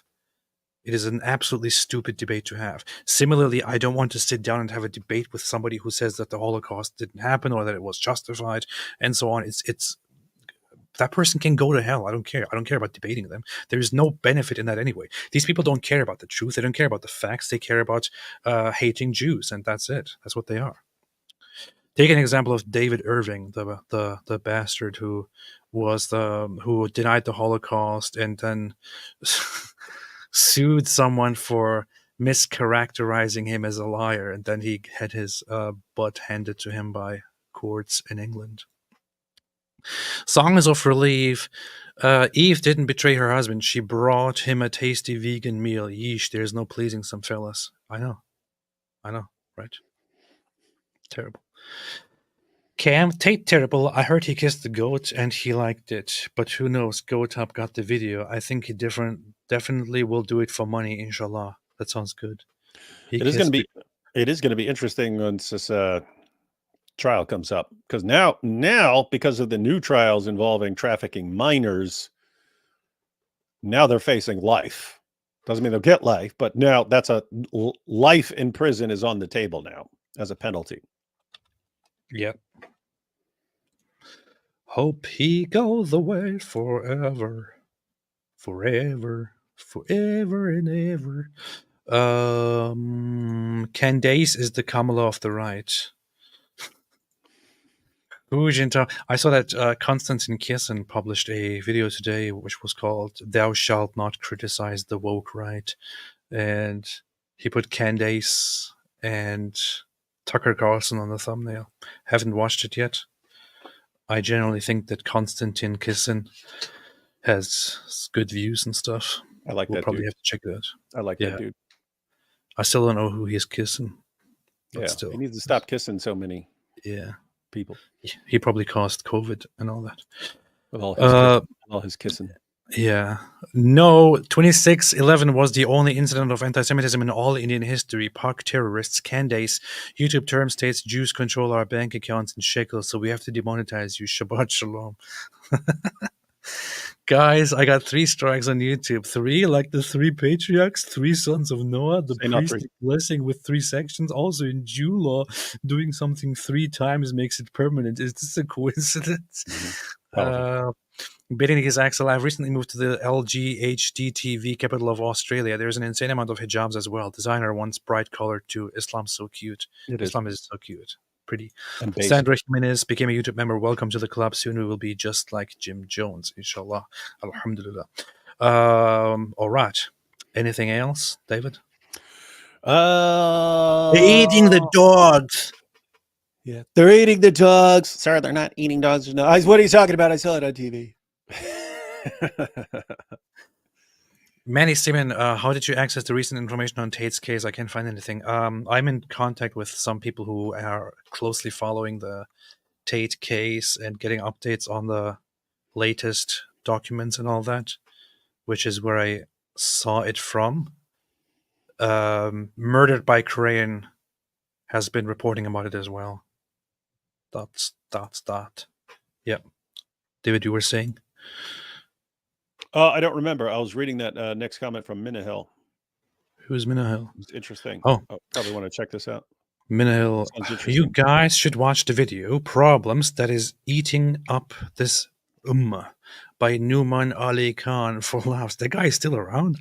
Yeah, he was one of the most popular Muslim speakers on the planet, and then it came out he's sexting all these girls, and everywhere he goes he finds like the hottest Muslim girl and then starts acting like he's interested in marrying her, and so hey, send me your pics and stuff, and here's pics of me, and then the girls exposed him. That sounds like Apostate Prophet. That's weird. Yeah, Numan Ali Khan, problems eating up the ummah.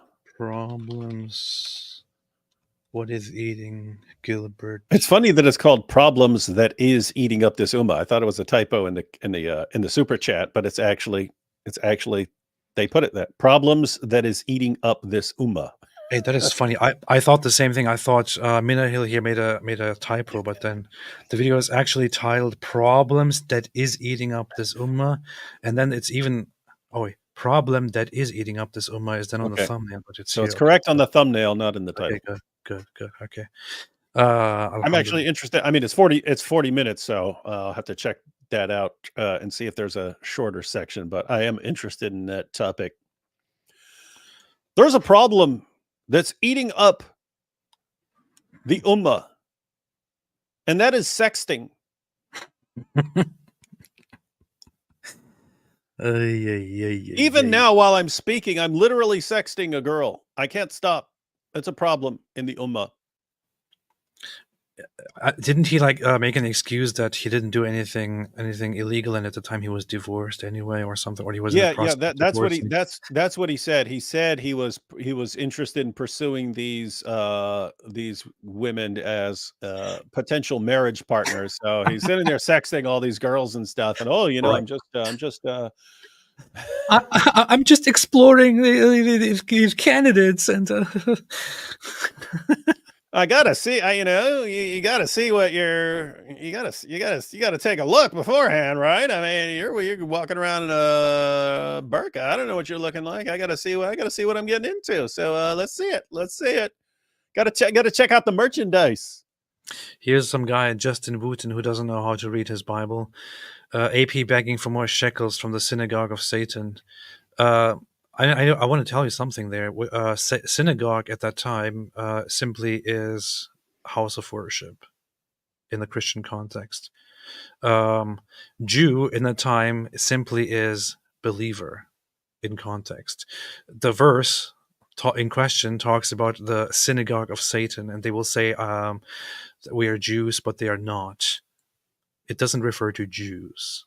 Okay, it does not refer to Jews. It refers to those who claim to be believers, but who are not in their actions, including in their persecutions and their hypocrisy and so on. I know you should probably.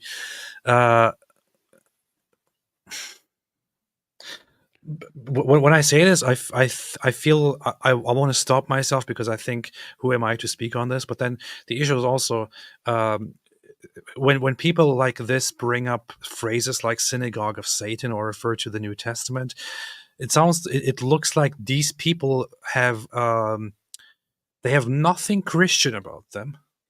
There's nothing at all in their behavior, in their attitude, in their manners, in their content, or anything that hints in any way at all at Christianity.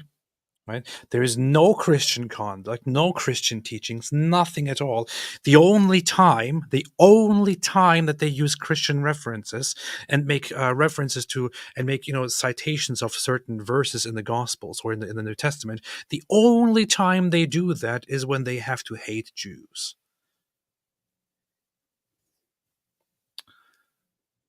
That's it. And then there's also the idea that you only say anything against hating Jews because you're in it because of money. Yeah. That's the other thing they say. Yeah. Which just Hey, says a lot. if the Jews weren't paying you, you would be in favor of slaughtering all Jews and wiping Israel off the map. But you're not for slaughtering Jews and wiping Israel off the map, so you must be getting paid. It's the same mentality, like as in Islam, where there has to be this agenda behind everything.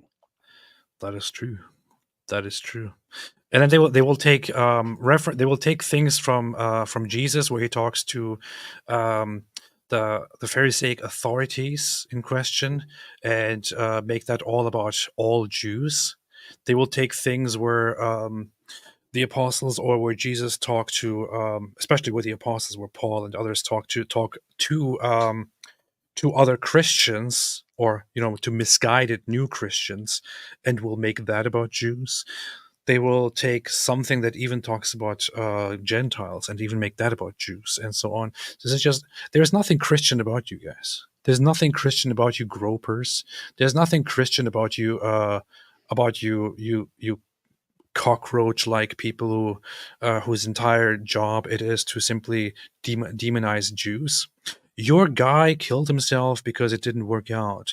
His favorite follower, who was his biggest simp, Goebbels, also killed himself because things didn't work out. Why are you guys still around? Stop pretending that you're Christian. Stop using the Bible. Stop using Christianity. You people are imbeciles. A bunch of freaking dorks sitting around all day whining about Jews. My goodness. Yes, yes. You people are sick. You're sick in the mind. You don't know anything. You're ignorant. You're stupid. You are dumb. That's it. That's who you are. This is why you follow some little idiot named Nick Fuentes. Anyway, on that good note, thanks everyone for watching this pleasant show. And David Wood, can you please tell me where I can find Jesus' Injil? I can't find any mention of Jesus' holy book. Do you have it in your library? Yeah, it's a weird situation because Allah says we have it and no one can find it. And then Muslims make fun of us for not having it when Allah says we have it, which means they're accidentally making fun of Allah for having no clue what he's talking about. Same thing with Muhammad. Oh, just to recap, ladies and gentlemen, Muslims only seem to remember ever two things that the Quran says about the Injil. One, that it's inspired by Allah, and two, that it's something given to Jesus. They ignore the fact that there are all these references that say that Christians have the Injil, that we read the Injil, that we are supposed to judge by the Injil, that we have no ground to stand upon if we're not standing upon the Injil. All these passages, and then they'll laugh and say, haha, you don't have the Injil. Okay, so Allah and Muhammad are complete morons, according to you. That's true. That is true. I just recently got the Goebbels diaries from 39 to 41 delivered in the mail to me. I have been going through it and highlighting every single part, every single mention of Christians, Christianity, and German? churches. I actually got the translation, the English translation of it. Ah, weakling, little weakling. Because I wanted to. It doesn't grasp the full force of the German language. You read it in English, it sounds weak. If you read it in German, you go right? It sounds way stronger.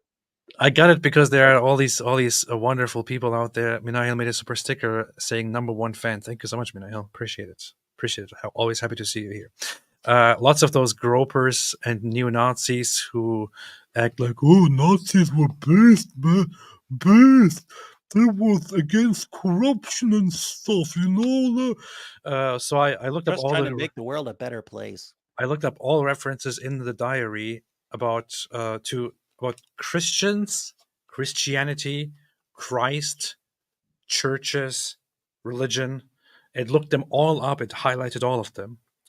I want to put it together and make a video of it, and you will see what the Nazis actually thought about Christianity. You're not going to make a video. You haven't made a video in like 8 years. I should make it. I should compile it and make a video about Goebbels and what the Nazis thought about Christianity. You won't believe it. It's unbelievable. But he was saying the Führer agrees with me on the absurdity and stupidity, basically, of Christianity and the church. However, at this moment, it is in our best interest to not engage in any conflict. But after the war, we have to resolve the conflict with the church. And he's writing in his diary how unhappy and resentful he is because he's still part of the church because Hitler tells him it's strategic to still have a church membership. But he says, it just pains me that I have been supporting such humbug and absurdity for so many years. He talks about how the Führer, just like him, hates Christianity. He compares Christianity to syphilis. Syphilis?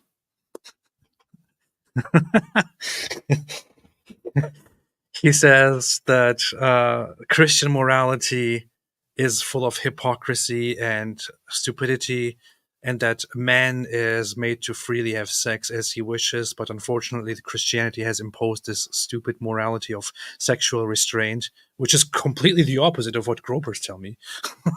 And so on. Anyway, interesting stuff. We shall look into that further. That would be a when dope the time video. is right. Hey, Yeah. you can actually get double duty. Do your research, make a super dope video, then we do a live stream going through the super dope video. Inshallah, we shall do so. We shall do so. The groypers will be humiliated. It is totally based. All right. Thanks everybody for watching. I was kind of thinking that this would be a 1 hour live stream when I planned it earlier. Not wrong.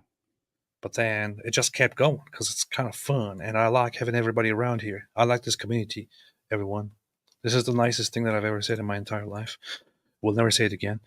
Thanks everyone for being here, for joining, for listening, being part of this. And we will see each other again tomorrow, inshallah, on David's channel. With Sneeko and Candace and Nick Fuentes.